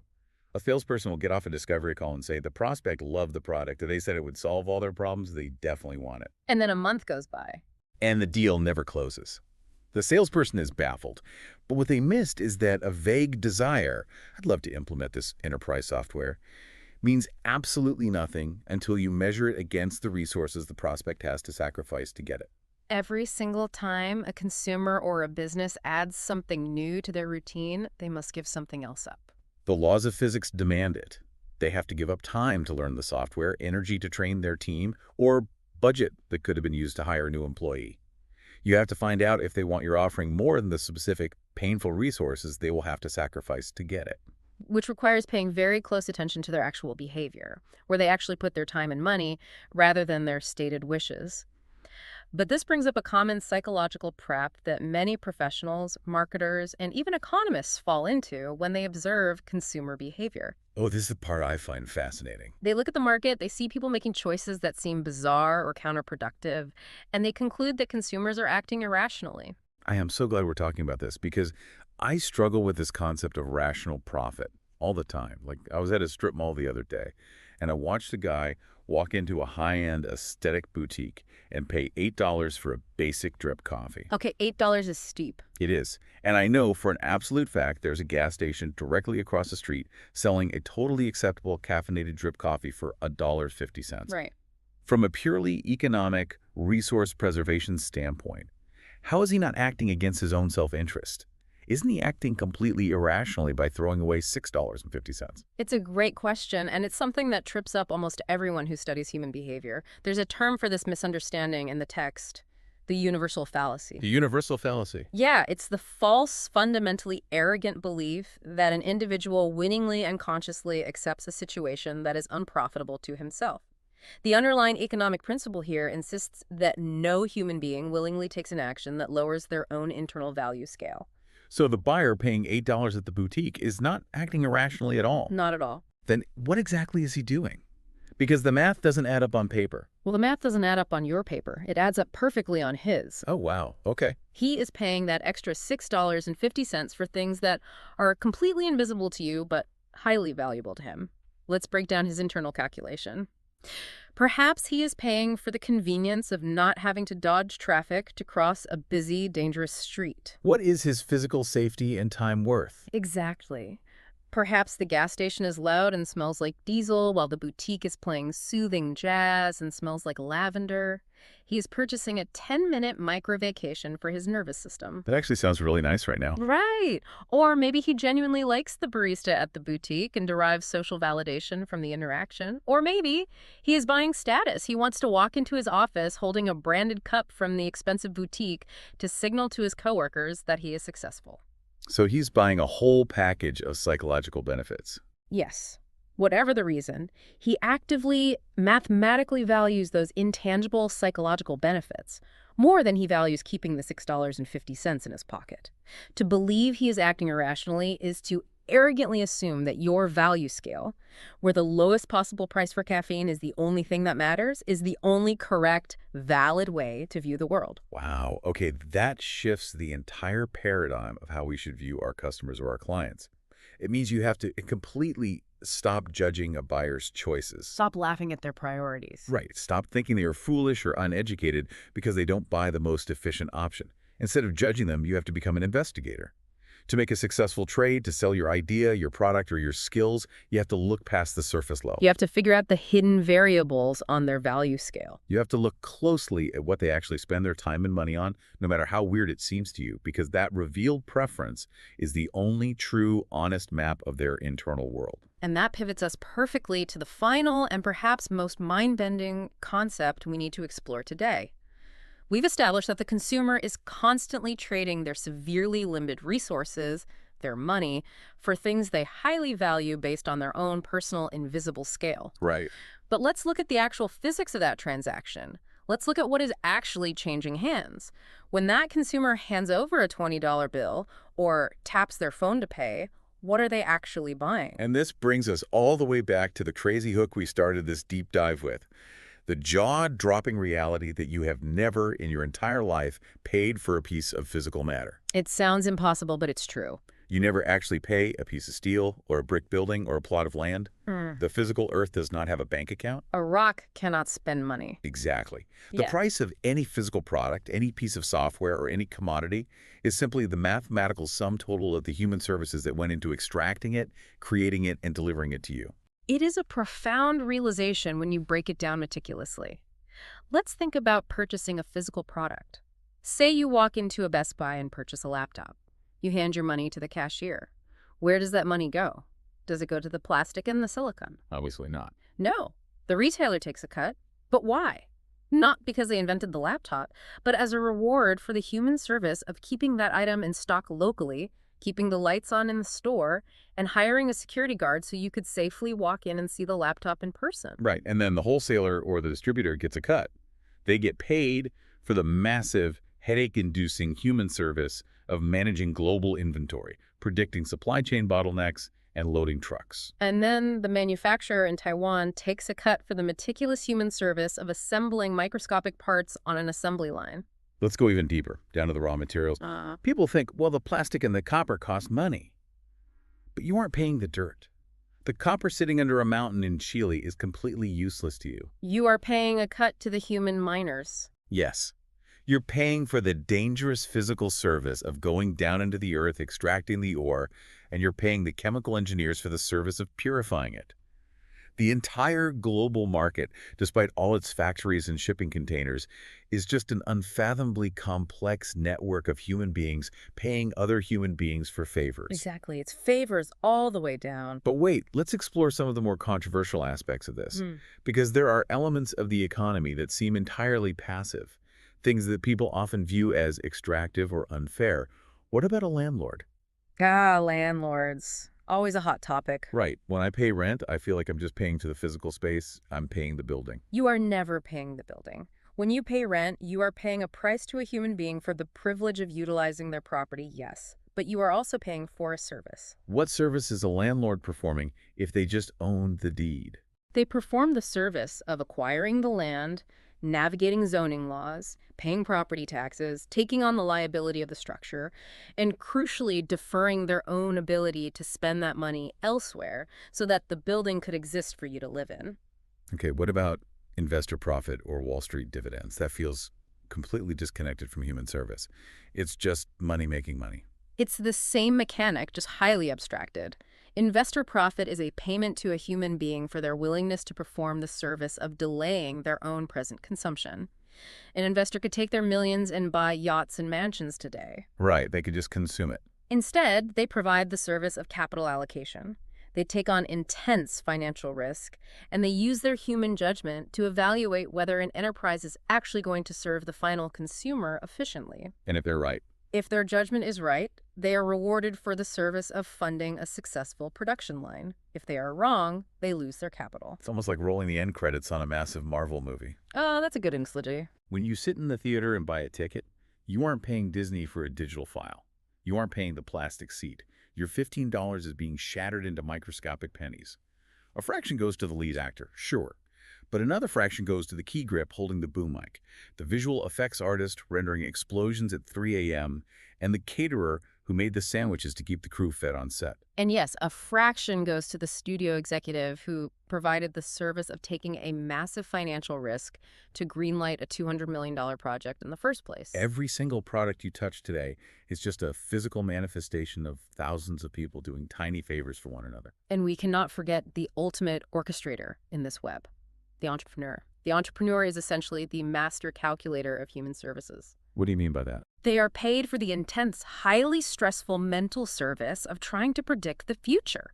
They have to calculate, guess, and coordinate all of these disparate human elements, the miners, the coders, the truckers, the investors, into one unique package, hoping and praying they have accurately predicted what the final consumer will actually value when the product finally hits the shelf months or years later. This realization is so powerful because it completely strips away all the cold intimidation of the corporate world. We get so overwhelmed by monolithic corporations, algorithms, and giant market trends. But you aren't ever dealing with a monolith. No. You are just a human being with a specific set of skills, offering a specific service to another human being who is desperately trying to increase their own happiness. That is the entire economy. It demystifies everything. But Right. because we are only ever exchanging human services, there is a very sobering, somewhat terrifying reality we have to confront about our own careers. Oh boy. Okay, hit me with it. If the market is just a web of people trying to find the most efficient way to profit, then if you decide that your specific human service, your job, your consulting rate, your product, is worth more than others are willing to pay for it based on their value scale, they will not just politely accept your higher price. Right. They won't just say, oh, okay, we'll pay more. No, they will simply find a way to route around you. It's the harsh truth. You are never indispensable. No one is. You are only necessary to the chain of production as long as the price you demand for your service is in perfect, harmonious alignment with the profit motives of everyone else involved. If you demand more than the value you ultimately provide to the final consumer, the chain will break and the market will route around you like water flowing around a rock in a stream. They will automate your job, they will find a cheaper supplier, or they will stop buying the product altogether. Exactly. And that, right there, is the ultimate practical takeaway for your daily life. You have to wake up every single day and realize that every person you interact with, your boss, your clients, your coworkers, even your audience if you're a creator, is constantly, quietly evaluating your ability to help them get what they want. You cannot rely on tenure. You cannot rely on how many hours you put in over the weekend. The universe doesn't care about your sweat. You must continuously actively prove that your specific human service is the absolute most efficient, valuable way for them to achieve their own personal happiness and success. So to synthesize everything we've unpacked today, the marketplace can often seem like this cold, chaotic, unfeeling machine of raw materials, corporate entities, demographic data, and fluctuating prices. It can feel like a game rigged by giant forces. But when you strip all of the jargon and the branding away, it is startlingly simple and profoundly human. The global economy is simply billions of individual human beings, all possessing severely limited time, limited energy, and limited resources. And they are all desperately trying to trade their unique human services to one another in the singular pursuit of their own highly personal happiness. Your success in this world is not dictated by how hard you work in a vacuum, and it is certainly not dictated by what society supposedly needs. Your success is dictated entirely by how accurately and efficiently your specific human service satisfies the specific, measured desires of another individual human being. So, if we trace this all the way to its logical conclusion, we are left with a massive problem. If your entire success in life, your career trajectory, and your business's survival depends entirely on giving other completely unique individuals exactly what they want, how do you do it? That is the million-dollar question. Since everyone is completely different, and their internal value scales are totally hidden inside their own minds, how can you possibly know what is going on inside your prospect's head without just blindly guessing? Next time, we are going to explore the exact foolproof mechanism to uncover a person's hidden motivations, so you never have to guess again. Until then, I want you to take a hard look at the people you serve this week, your boss, your clients, your customers, and ask yourself the question we started with. What human service are they really buying from me? What you just listened was the beginning of a full audio, way longer, explaining every single chapter of the book. If you would like to keep listening to the end and access to the full audio, you can access it with the link down below in the description and in the pinned comment.